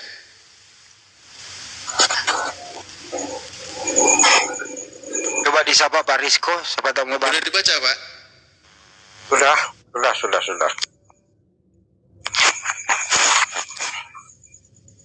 Udah dibaca? Sudah. Ya gimana bunyinya di situ? Bunyinya di situ aku baca dari ayat 30. Aku tidak Ya, saya, lebih bagus itu kalau dari Ya. 30. aku tidak dapat berbuat Lebih apa-apa bagus. dari diriku sendiri. Aku menghakimi sesuai dengan apa yang aku dengar dan penghakimanku adil, sebab aku tidak menuruti kehendakku sendiri, melainkan kehendak Dia yang mengutus aku. Ya, kalau aku bersaksi tentang diriku sendiri, maka kesaksianku itu tidak benar. Nah, itu kesaksian Yesus, baik. Itu kesaksian Yesus, di situ kesaksian Tuhan atau kesaksian bukan Tuhan, Pak? Kesaksian dari dirinya sendiri. Jadi dia tuh bersaksi tentang Iya. tugas yang dia Kesaksian emban dari sebagai diri. utusan. Ya, Betul, sebagai Pak. Tuhan lah. Kesaksian tentang dirinya sendiri. Di situ kesaksian sebagai dirinya sendiri itu Tuhan atau bukan Tuhan, Pak? Tuhan. Tuhan. Berarti Ya. ada Tuhan, pertama di 31, ada Tuhan yang tidak bisa berbuat apa-apa dari dirinya sendiri gitu. Waktu itu benar. Iya, waktu Yesus hidup itu dia bersaksi bahwa dia sebagai Tuhan, ternyata Tuhan tidak bisa berbuat apa-apa dari dirinya sendiri. Dia sebagai utusan. Ya, katanya sebagai Tuhan. Nah, Tuhan Nah, gimana itu, sih? Tuhan itu setelah Yesus itu setelah dia menyelesaikan pekerjaannya di bumi, dia mati dan bangkit. Makanya Rasul Petrus berkhotbah di Kisah Rasul 2 ayat 36. Kok malah jadi ke kisah para rasul? Ini kesaksian Yesus tentang dirinya sendiri, Pak. Kenapa kalimat sederhana begini? Kesaksiannya Sebenarnya gini loh, Pak. sebagai Iya, kalau Anda konsisten, anak manusia, kesaksiannya itu sebagai anak manusia. Ya terserah kalau mau Pak Jaya Tuhan kan itu hak Anda gitu loh. Ya, memang Cuman hak di situ adalah, di situ adalah pernyataannya bahwa aku tidak dapat berbuat apa-apa dari diriku sendiri. Ini kan Tuhan Anda, Pak. Iya. Jadi Anda ini punya Tuhan yang tidak bisa berbuat apa-apa dari dirinya sendiri, kan gitu? Bukan demikian. Lah, kan itu kesaksiannya, Pak. Itu dia menganggap dirinya sebagai anak manusia waktu itu. Ya udah, berarti Yesus bersaksi tentang Jangan dirinya kalau dirinya itu anak manusia. Iya kan? Dia harus Udah seturut ada- dengan dia harus seturut dengan kehendak yang mengutus dia. Loh iya, karena dia adalah anak manusia, kan gitu. Iya. Makanya anak manusia ini mengaku, aku tidak dapat berbuat apa-apa dari diriku sendiri. Kan Benar. gitu. Iya. Nah, anak manusia yang tidak dapat berbuat apa-apa dari dirinya sendiri, maka anak manusia ini bukan Tuhan. Ya terserah Anda lah. Kok jadi terserah saya? Kalau saya Tuhan kan, karena Nah, itu dia dia berkuasa di bedanya. surga dan di bumi. Itu dia bedanya saya dengan Anda. Ya, Kalau saya tidak mau Ya. menuhankan anak manusia, kalau Ya, Pak Jaya terserah. menuhankan anak manusia, ya silakan Pak, silakan, terserah. Itu aja bedanya, ya kan? Ya memang kita beda. Ya beda. Kalau saya tidak Saya mau memang menuhankan menuhankan anak manusia. manusia, iya pengakuan Pak Jaya. Kalau Pak Jaya menuhankan anak manusia, kan gitu. Dan anak manusia ini tidak dapat berbuat apa-apa dari dirinya sendiri. Namanya juga anak manusia ya Pak ya. Benar. Nah sekarang kalau gitu Waktu itu anak gini Pak, Anda kan menuhankan anak manusia. Anak manusia ini Tuhannya siapa Pak Jaya? Allah yang mengutusnya, Allah Bapa yang mengutusnya ke dalam dunia itu ini dia bedanya. supaya menjadi Tuhan di dalam dunia. Baik. Iya, berarti anak manusia ini bertuhan, Tuhannya bukan manusia dan bukan anak manusia, bahkan Tuhannya tidak pernah bisa dilihat, kan gitu. Iya kan? Benar. Deal ya. Nah, sementara kalau Pak Jaya, Tuhannya adalah anak manusia yang bisa dilihat. bisa makan, bisa tidur, bahkan bisa dibunuh. Inilah yang membedakan antara Tuhannya Pak Jaya dengan Tuhannya Yesus.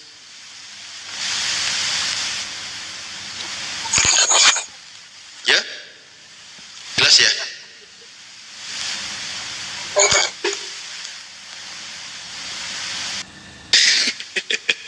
Sudah ini kayaknya ngos-ngosan ini, host mungkin ganti. Ganti sama Rizko. Rizko, selamat malam. Rizko. Oh ya Kak, selamat malam. Ya, silakan Ustaz Alif. Rizko ini tidak menuhankan Yesus. Iya. Cuman nggak sadar-sadar dia. Dikit-dikit sadarnya sih, setengah senti. Mestinya Pak Rizko ini gini loh Ustadz, mestinya Pak Rizko ini edukasi Pak Jaya sama Kristen nggak apa-apa, diedukasi dulu Pak Rizko. Iya, memang kebanyakan umat Kristen belum paham sebenarnya tentang ketuhanan sebenarnya Bang. Memang menurut saya pun Yesus itu bisa dibilang juga Tuhan Bang, tapi bukan itu Tuhan sebenarnya. Kenapa saya bilang begitu? Karena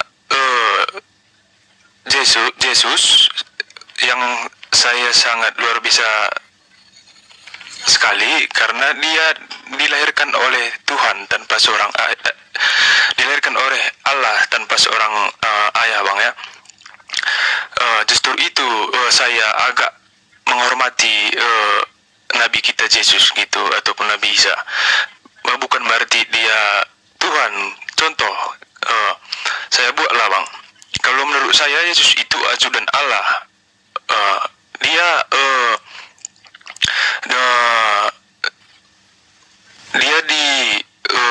datang ke bumi untuk Rizko, ya. Kalau kita sederhanakan mengikuti ayat tertulis aja gimana? Tanpa kita harus nambah-nambah kalimat yang membingungkan. Kalau Yesus itu adalah manusia, anak manusia, utusan Allah yang menerima firman dari Tuhan, mengajarkan kebenaran, ngapain pakai ajudan-ajudan dibikin rumit lagi? Seorang nabi, utusan Tuhan, mendapat pengajaran dari Tuhan gitu loh. Gini Bang, seandainya kalau Allah Bapa datang ke bumi ini, mungkin bumi tidak sanggup menerimanya begitu. Makanya Allah Bapa memberi utusan kepada dunia ini gitu Bang. Nah, iya, utusan itu kan anak manusia kan? Iya. Ya sudah, yang tadi udah selesai. Anak manusia ini mendapat gelar sebagai Tuhan, sebagai penghormatan, sebagai nabi, sebagai utusan Tuhan, kan gitu. Iya, yang gini Bang, membawa firman dari Tuhan, mengajarkan firman dari Tuhan, udah gitu aja, ngapain lah pakai ajudan-ajudan lagi? Iya, bahkan hamba Tuhan. Iya, maksud umat Kristen Bang, dari Yesus lah maka bisa sampai ke Bapa yang di atas gitu, Bapa yang di surga. Dari Yesus gitu kalau menurut umat Kristen Bang. Makanya kadang umat Kristen mengatakan Yesus itu Tuhan gitu Bang. Bukan dia berarti dia yang maha kuasa Bang ya. Kadang kan umat Kristen banyak mengatakan dia maha kuasa gitu. Di situ sebenarnya salah gitu. Ya memang dia tidak maha kuasa, dia itu cuma diberi kuasa. Iya. Gitu. Iya Bang. Bahkan pengumumannya itu juga untuk kalangan Bani Israel. Iya. Bukan untuk seluruh umat manusia. Di dalam kitab ada sendiri dengan segala kehebatannya, hai orang-orang Israel, dengarlah perkataan ini, yang aku maksudkan ialah Yesus dari Nazaret, seorang yang telah ditentukan Allah dengan yang dinyatakan kepadamu dengan kekuatan-kekuatan dan mujizat-mujizat dan tanda-tanda yang dilakukan oleh Allah dengan perantaraan dia di tengah-tengah kamu. Pengumumannya pun untuk orang Israel, bukan untuk orang di luar Israel. Itu mujizat yang dilakukan oleh Yesus itu sebagai perantara, hakikatnya Tuhannya kan gitu. Makanya Yesus sendiri mengatakan kalau dia diutus hanya untuk Bani Israel.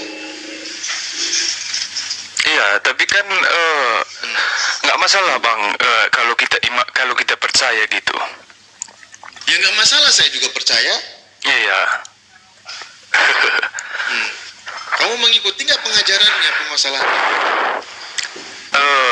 Ya, kalau saya mengikuti lah bang. Berarti hukum Taurat yang digenapi oleh Yesus kamu ikuti? Hukum Taurat apa aja tuh bang? Ya semua lah. Yang 1 sampai. Yang kitab para nabi yang diajarkan oleh nabi kan gitu hukum-hukum. Iya iya. 613 misbot itu. Kalau kita sebagai umat manusia sebenarnya sangat susah bang menjalaninya.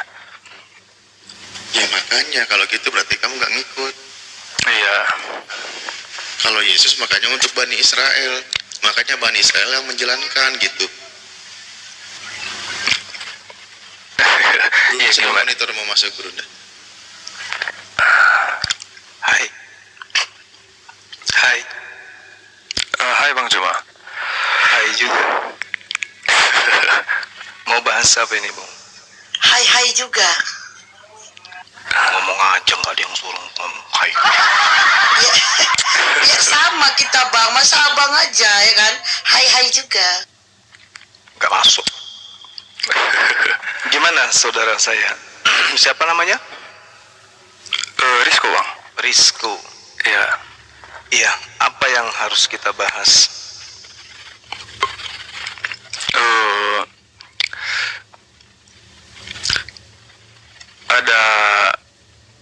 Ada dua bang.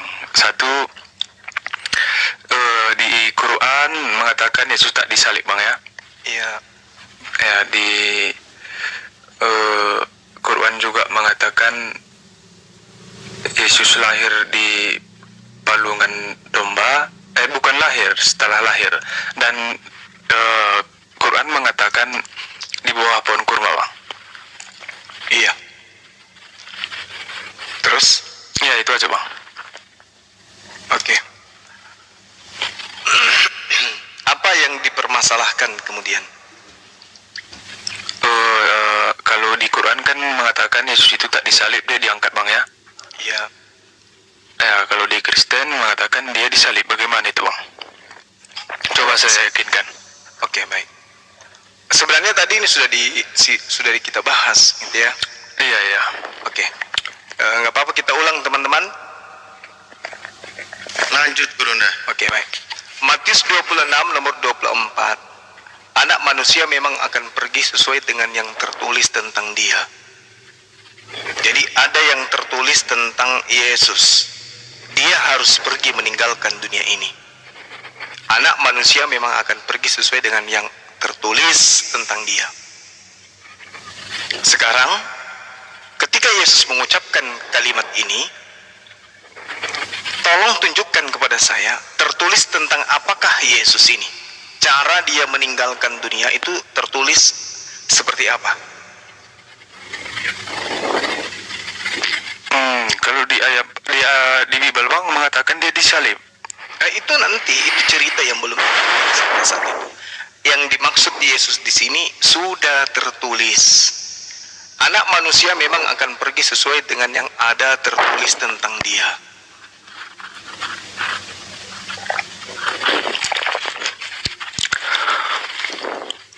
Adakah nubuatan Yesus di dalam kitabnya orang Yahudi?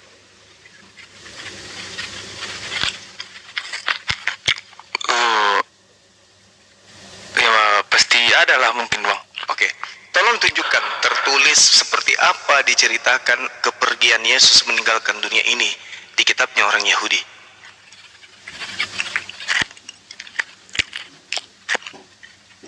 Maksud bang cuma kitab Yahudi juga kitab maksudnya Bible. Perjanjian Lama, iya.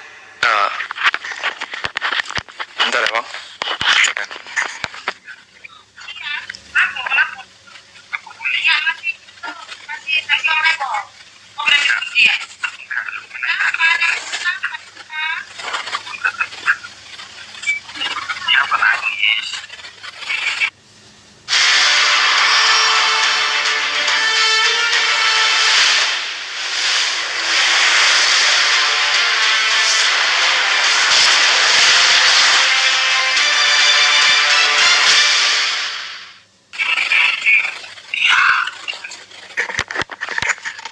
Ini bang Matius 27 45 sampai 46 sampai 50. Saudara, Ya, pada saat Yesus berkata ada tertulis, kitab Matius itu belum dituliskan.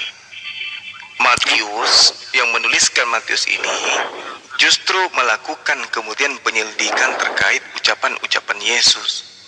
Anak manusia memang akan pergi sesuai dengan yang ada tertulis tentang dia. Berarti pada saat kemudian Yesus mengucapkan ini, oke, ya. sudah ada tertulis tentang Yesus. Kalau dikatakan sudah ada tertulis, berarti tertulisnya di perjanjian lama, bukan di perjanjian baru. Karena perjanjian baru itu ditulis nanti setelah Yesus terangkat. Sedangkan dia mengucapkan kalimat ini sebelum terangkat. Ada tertulis tentang dia, tentang Yesus.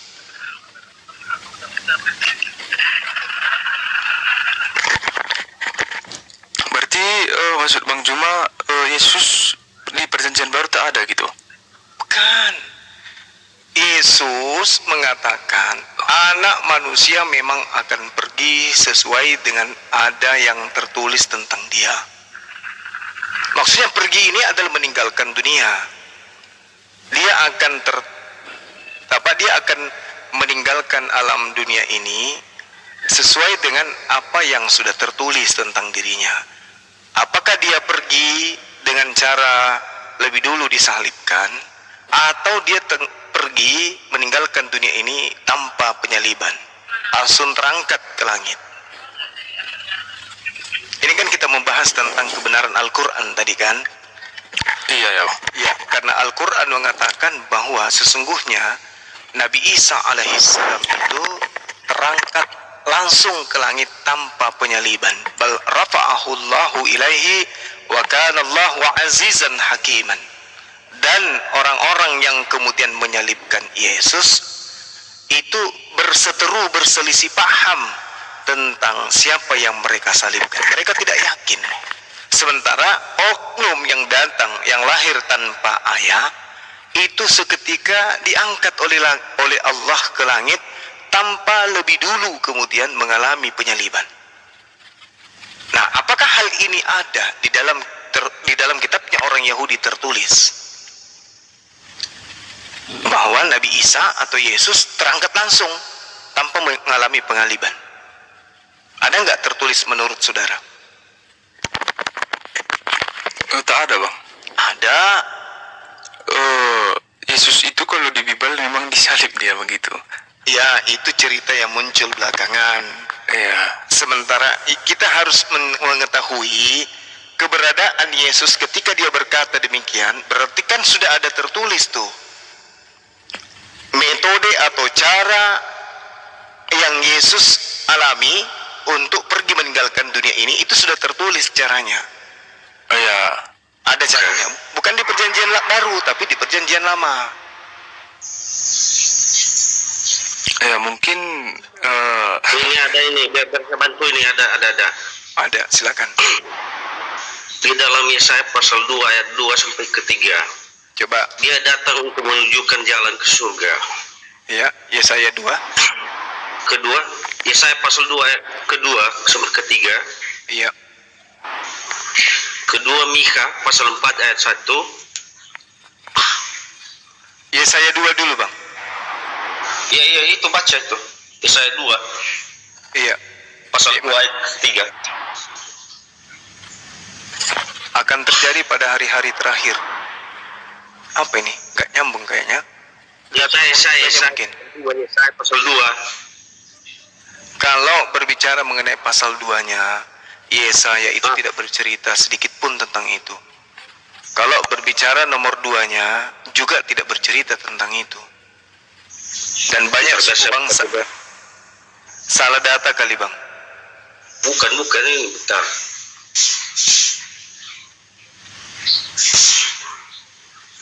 Yesaya pasal 2.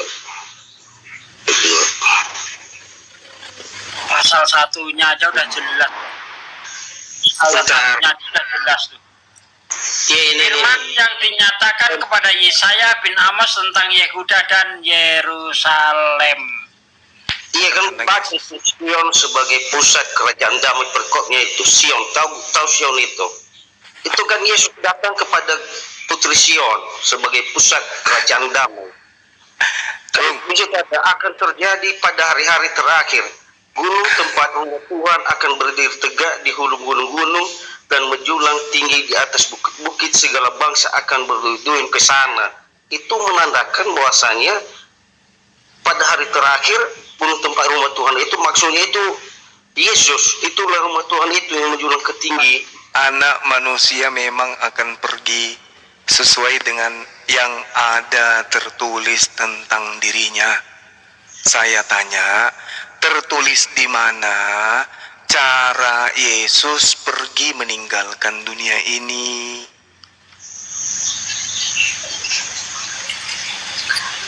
Mau tahu di mana? Angkatnya ke surga. Kan dia udah berjanji itu. Enggak nyambung. Apa enggak? Cara Yesus terangkat ke langit itu adalah malaikat diperintahkan kemudian oleh Tuhan untuk menjaga Yesus di segala jalannya. Di mana? Di mana? Mazmur 91, Bang. Malaikat 91. Malaikat akan menatang kaki. Cari dulu. Carilah. Saya bentar, saya 6210. Saya 6210. Saya 6210. Mazmur 91. Ya, bentar. Karena di dalam nubuatan-nubuatan itu dia berupa perumpamaan. Makanya di dalam kitab nubuatan itu tidak berkata seperti perkataan Anda, dia naik ke surga, dijemput malaikat. Ini ada juga ini di dalam Yesaya 62 ayat ke-10. Di situ berbicara bentar. Karena beda bahasa manusia dengan bahasa Tuhan itu. Di sini ada juga ini menerangkan. Berjalanlah melalui pintu-pintu gerbang. Persiapkanlah jalan bagi umat, bukalah jalan raya, singkirkanlah batu-batu, tegakkanlah panji-panji untuk bangsa-bangsa. Sebab inilah yang telah diperdengarkan Tuhan sampai ke ujung bumi. Katakanlah kepada putri Sion, sesungguhnya keselamatanmu datang. Sesungguhnya mereka yang menjadi upah jerih payahnya ada bersama-sama dia, dan mereka yang diperolehnya berjalan di hadapannya. Karena di dalam nubuatan itu bentar. Parah ini. Bentar. Karena cara Yesus meninggalkan dunia. Astagfirullahaladzim. Bukan. Aduh. Ini caranya Yesus meninggalkan dunia. Sudah tertulis. Apakah caranya dengan menunggangi Pak Bom-Bom, atau naik layangan, atau langsung terangkat ke langit, atau naik kapal laut, atau naik pesawat, atau naik kuda, atau naik mobil, atau naik sepeda. Itu yang dimaksud. Jangan ada ngarang-ngarang lah. Berapa yang kamu maksud itu? Mazmur 91 anak murid. Sok enggak guna. Kita bahas satu-satu lah pasal berapa. Makanya jangan salto kemana-mana ente. Nubuatan itu beda lah bahasamu itu. Karena nubuatan itu bukan seperti bahasamu. Makanya kamu kagak ngerti itu. Apa bedanya Anda dengan saya? Anda bisa bahasa Ibrani. Anda bisa bahasa Ibrani. Ada perbedaan. Jangan ajarin saya. Ente nggak ada apa-apanya. Dari aja sampai sekarang biji sakarnya ada yang besar dan lelotnya seperti lombok biji, kok Anda mau datang sinsok ngomong. Sebab malaikat-malaikatnya akan diperintahkannya kepadamu untuk menjaga engkau di segala jalanmu. Mereka akan menatang engkau di atas tangannya supaya kakimu jangan terantuk kepada batu. Oke, engkau hanya menontonnya dengan matamu sendiri dan melihat pembalasan terhadap orang-orang fasik. Oke, dengan panjang umur aku akan kenyangkan dia dan akan kuperlihatkan kepadanya keselamatan daripadaku. Ini cara Yesus diselamatkan dari pembunuhan.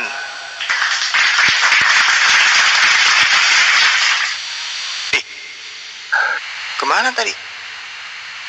Hei, Ganti pemain. Aku ganti bang sama ini Yitro ini dari tadi typing, dia minta naik dari tadi, aku nggak tahu agamanya. Dia mau diskusi katanya bang, agama Kristen. Ya, oke. Ini mertuanya bos saya. Yes, betul Pak Sugi. Begitulah kira-kira. Ya, jadi Bang Juma dan rekan-rekan semuanya, izin ya saya berdiskusi. Kebetulan saya saat ini usianya 22 tahun dan baru 2020 ini baru mulai mau belajar Kristen. Jadi memang lagi butuh banyak ilmu buat mengenal kebenaran lebih lanjut. Oke. Bang Juma dan rekan-rekan semuanya, kira-kira saya ya Bang Juma, saya ada belajar sedikit tentang kekristenan. Mungkin kita bisa berdiskusi ya. Silakan untuk mungkin ada mau pertanyaan atau gimana, saya nggak bisa. Saya nggak jamin saya bisa menjawab, tetapi saya akan berusaha. Thank you. Baik. Oke, saudara dengarkan ya. Saya bacakan data di dalam kitab yang Anda genggam. Ulangan 21 nomor 23. Atau saya mulai dari ulangan 27, dengar, dan 25. Terkutuklah orang yang menerima suap untuk membunuh seseorang yang tidak bersalah. Menurut saudara, kalau kita berbicara mengenai penyaliban, siapa yang terkutuk di sini? Terkutuklah orang yang menerima suap untuk membunuh seseorang yang tidak bersalah. Yang terkutuk di sini menurut saudara siapa? Yang menerima suap. Siapa Pak itu? Juma. Siapa? Yudas Iskariot. Yudas Iskariot. Baik, satu ya, catat ya. Di dalam ulangan 21 nomor 23. Maka janganlah mayatnya dibiarkan semalam-malaman pada tiang itu, tetapi haruslah engkau menguburkan dia pada hari itu juga. Sebab seorang yang digantung terkutuk oleh Tuhan, jangan engkau menajiskan tanah yang diberikan Tuhan Elohim. Pertanyaan saya, siapa orang yang digantung terkutuk oleh Tuhan? Orang yang menerima suap. Oke, baik. Itu Yudas yang seharusnya ya. Terima kasih. Oke, jadi Anda sudah mengetahui yang terkutuk adalah Yudas, yang digantung di atas tiang salib adalah Yudas, betul? Tidak demikian Pak Juma, karena di dalam iman Kristen yang kita percayai bahwa yang digantung itu adalah Tuhan Yesus itu sendiri. Oke, berarti Jadi otak orang ini udah di brainwashing pendeta, jadi dia termakan doktrin dan dogma. Yang Dia makan pakai akal ya, itu Pak. si Yudas Iskariot, tetapi lalu yang disalib? yang digantung itu Tuhan Yesus. Yang disalib itu adalah Tuhan Yesus sendiri. Penjelasan saya seperti ini Pak Juma. Oke, silakan. Gini, penjelasannya saya seperti ini. Iya. Untuk idealnya, Iya. untuk dunia idealnya, ya begitu seperti dengan kebenaran juga. Contoh begini, yang di Alkitab itu mengatakan bahwa orang yang menerima suap ini, maka dia sudah sepatutnya konsekuensinya ini dihukum mati, yaitu dengan cara digantung ya, seperti yang di ulangan tadi mengatakan. Itu idealnya. Nah, tetapi pada kenyataannya dunia ini itu tidak ideal, karena di Alkitab mengatakan bahwa manusia ini semakin hari semakin jahat gitu. Artinya dia jauh dari kebenaran. Kebenaran Allah yang sebenarnya itu adalah kebenaran, tetapi didobrak. Akhirnya maaf. Bukankah justru Anda yang mendobrak kebenaran Allah ketika yang harus disalib itu adalah yang makan suap, tetapi Anda mendobrak kemudian firman Allah dan Anda menjadikan yang disalib itu adalah orang yang jujur. Mana yang benar ini? Andakah setannya atau siapa? Mohon maaf nih, saya belak-belakan. Anda yang setan melawan firman Tuhan atau siapa ini? Kan firman Tuhannya terkutuklah orang yang makan suap. Firman Tuhannya juga orang yang digantung karena terkutuk. Oke, mayatnya jangan sampai kena tanah pada hari Sabat. Itu kehendak Tuhannya. Lantas apa dasar Anda mendobrak firman Tuhan ini? Anda siapa? Oke, baik Pak Juma, thank you. Yang saya maksudkan tadi itu saya dalam menjelaskan dunia idealnya. Dunia idealnya pasti tentunya ya firman Tuhan telah mengatakan bahwa orang menerima suap yang semestinya seharusnya dia yang harus dihukum. ya harus disalibkan. Tetapi kita saat ini sedang tidak berada di dunia yang ideal, Pak Juma. Jadi oleh sebab itu kebenaran adalah kebenaran, yang dimana contoh seperti ini. Siapa sih yang di sini yang nggak tahu bahwa mencuri itu adalah sebuah dosa? Pertanyaannya, walaupun orang sudah tahu mencuri itu berbuat itu dosa, terlepas dari dia mencuri demi kebaikan, demi apalah terserah itu. Nah, tapi masih banyak juga orang yang melakukan pencurian. Artinya apa? Bukan berarti kebenaran ini salah. Yang salah itu adalah orang-orang yang mengerjakan kebenaran tersebut. Sehingga, tetapi orang yang mengerjakan kebenarannya tidak salah. Orang-orang yang mengerjakan kebenaran ini bisa salah. Dan sedangkan kebenaran ini tidak bisa salah gitu Pak. Cuma yang saya maksudkan di situ adalah yang semestinya Logikanya kacau. itu adalah orang-orang yang menerima suap atau yang lalim jahat. Tetapi malah sejustrunya orang-orang yang jujur, orang-orang yang benar itu malah digantung. Nah ini kan ada, bukan berarti ini salah ya, bukan berarti itu ya. Mungkin mau udah bisa mengerti apa yang saya maksudkan. Perintah Tuhannya yang disalib itu adalah orang yang makan suap. Tapi Anda memutar balik cerita, yang disalib ini adalah orang yang jujur. Ini sebenarnya Anda ini mewakili Tuhan atau mewakili setan? Kan yang berkhianat, sabar. Yang berkhianat kepada Yesus itu setan atau bukan? Setan, Pak Juma. Setan. Maunya setan Yesus yang disalib, betul?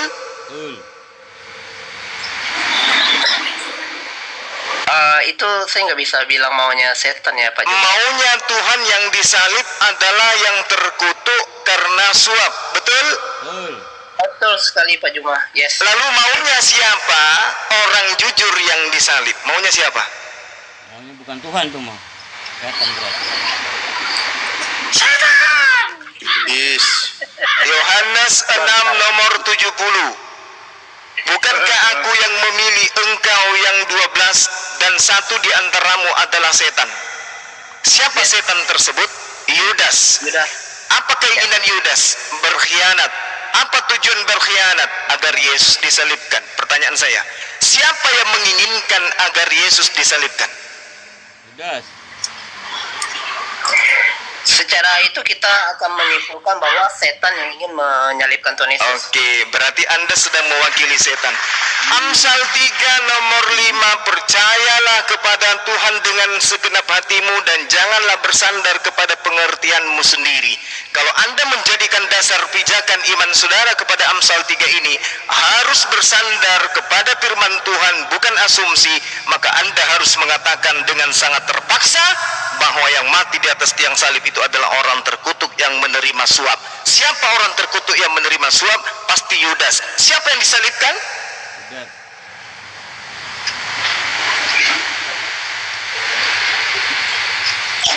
Pak Juma pasti menginginkan jawaban saya bilang Yudas gitu ya. Memang Yudas. Makanya saya bilang, kalau Anda mewakili setan, maka Anda mengatakan Yesus. Kalau Anda mewakili Tuhan, maka yang disalibkan adalah Yudas. Sekarang Anda mewakili siapa? Mewakili kebenaran Pak Juma. Kebenaran bahwa yang disalib itu adalah orang benar. Yes.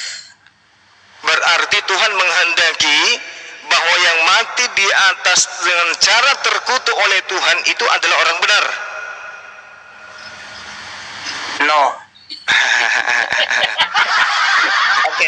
Otak Anda sudah diobo-obo oleh setannya. Al-Quran mengatakan wa makaru wa makarallahu wallahu khairul makirin. Orang-orang kafir membuat makar, cerita bohong, dusta untuk menipu.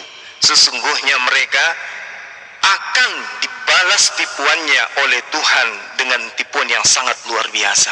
Anda sekarang dalam keadaan tertipu. Orang yang tertipu tidak akan pernah sadar kalau dirinya sedang ditipu, kecuali ada juru selamat datang mengingatkan dia. Siapa juru selamat itu? Bang Suma. Saya sedang mengingatkan saudara bahwa Anda sedang tertipu dengan doktrin dan dogma. Yang mati mati di atas tiang salib itu adalah orang yang dikutuk.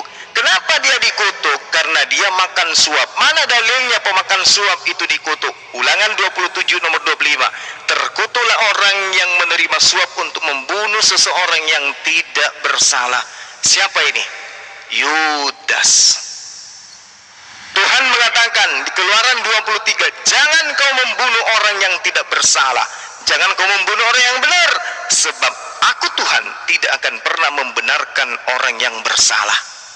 Berarti tetap saja yang disalibkan adalah orang yang bersalah. Siapa yang bersalah antara Yesus dan Yudas? Yudas. Masihkah Anda ingin mengatakan bahwa yang mati di salib itu adalah orang benar? Iya.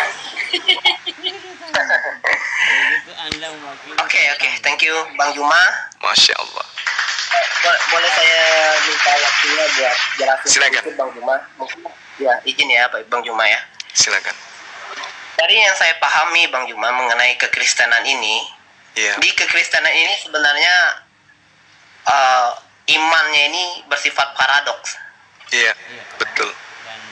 Dua hal bertolak belakang, tetapi itu benar. Oke. Jadi begini, Iya.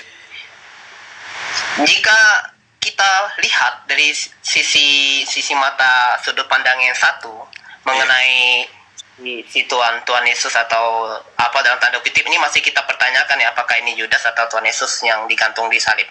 Nah, di satu sudut pandang ya, kita akan melihat bahwa yang menginginkan Yesus buat mati di kayu salib itu kan setan, ya kan, Yes. iblis.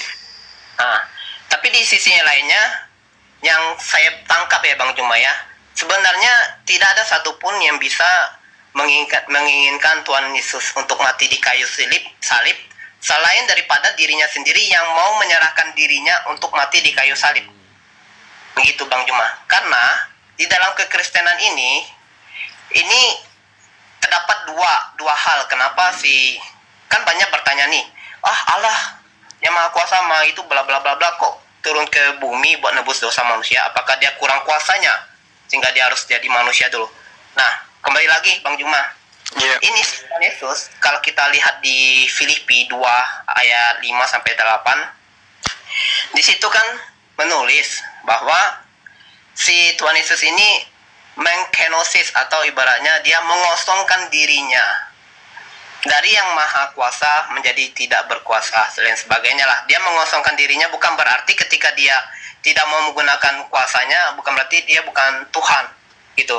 Bukan berarti dia bukan Tuhan lah gitu ya maksudnya. Jadi yang saya maksudkan di sini adalah ketika Tuhan Yesus tersalibkan, yang kita kembali ke penyalipan lagi, ketika sudut pandang yang satunya lagi ya Bang Juma ya, ketika itu Tuhan Yesus tidak disalibkan oleh siapapun juga dalam tanda kutip setan ini ya Bang Juma, tetapi dia menyerahkan dirinya untuk disalibkan dan dalam untuk menyelesaikan misinya, yaitu mati di kayu salib, mati dan dibangkitkan. Nah, ini adalah misinya untuk memperdamaikan manusia dengan Allah, karena manusia dan Allah ini adalah sudah terpisah karena kejatuhan Adam dan Hawa. Nah, demikian Bang Juma untuk penjelasan saya. Apakah ada mau tambahkan? Oke, baik. Jadi gini, Bung. Ada satu hal yang perlu Anda sadari. Sejak saya memberikan ruang untuk saudara saya berbicara, sejak itu juga lontaran-lontaran fitnah yang keji Anda lontarkan kepada Yesus dengan mengatakan Yesus datang untuk menyerahkan dirinya, Yesus datang untuk mati, menyebut dosa, mendamaikan. Itu semua adalah fitnah. Tak kasih data kepada saudara, tolong dicatat. Yohanes 7 nomor 19. Bukankah Musa yang telah memberikan hukum Taurat kepadamu? Namun tidak seorang pun di antara kamu yang melakukan hukum Taurat itu. Mengapa kamu berusaha membunuh aku? Ini Yesus yang berusaha membunuh dirinya atau oknum lain yang berusaha membunuh Yesus? Coba jawab dulu.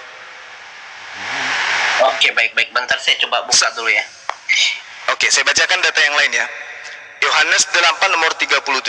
Aku tahu bahwa kamu adalah keturunan Abraham, tetapi kamu berusaha untuk membunuh aku, karena maka firmanku tidak peroleh tempat di dalam kamu. Pertanyaan saya, Yesuskah yang datang untuk dibunuh, atau orang-orang Yahudikah yang berusaha untuk membunuh?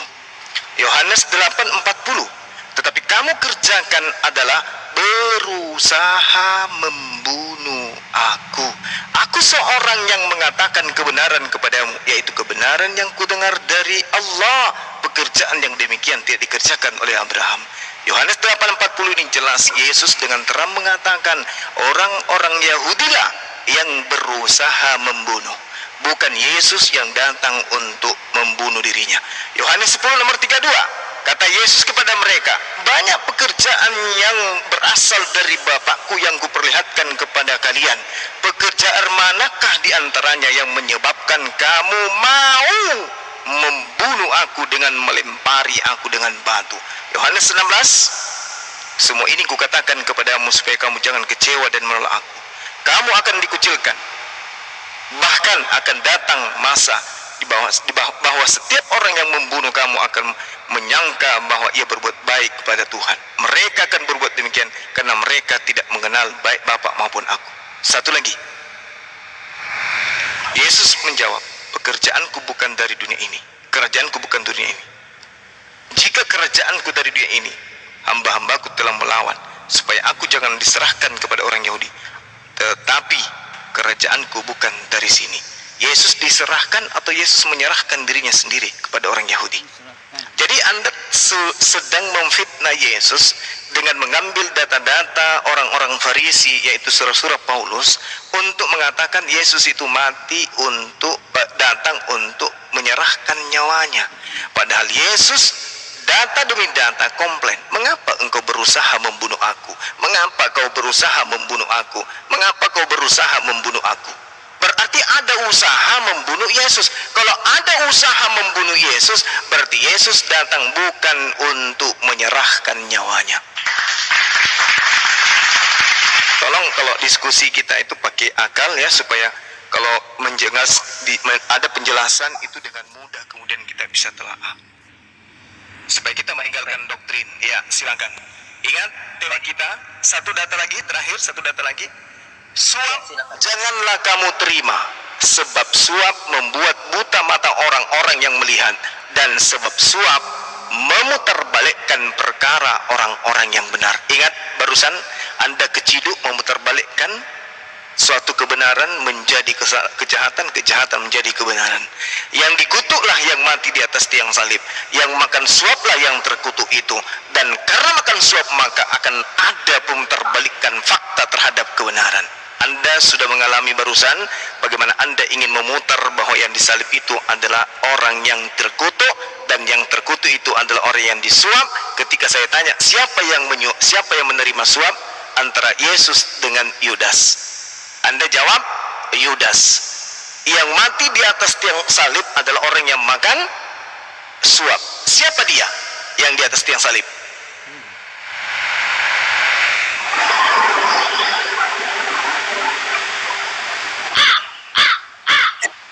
Halo? Ya. Siapa Juma? Siapa? Satu kata dulu, satu nama dulu. Siapa yang di atas salib?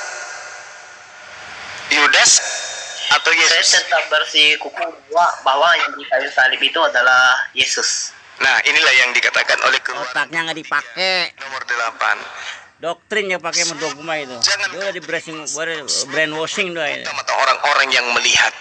Anda melihat Ulangan 21 nomor 23 dengan mata Anda sendiri bahwa siapapun yang digantung oleh karena dikutuk oleh Allah, jangan kau biarkan mayatnya semalam-malaman di atas tiang salib. Anda melihat dengan mata Anda sendiri. Ulangan 27 nomor 25, terkutuklah orang yang makan suap karena menyerahkan orang yang benar, tapi Anda tidak memfungsikan mata Anda. Suap jangan kau terima, sebab suap membuat buta mata orang-orang yang melihat dan memutarbalikkan perkara orang-orang yang benar. Inilah yang sedang Anda praktekkan sekarang. Silakan.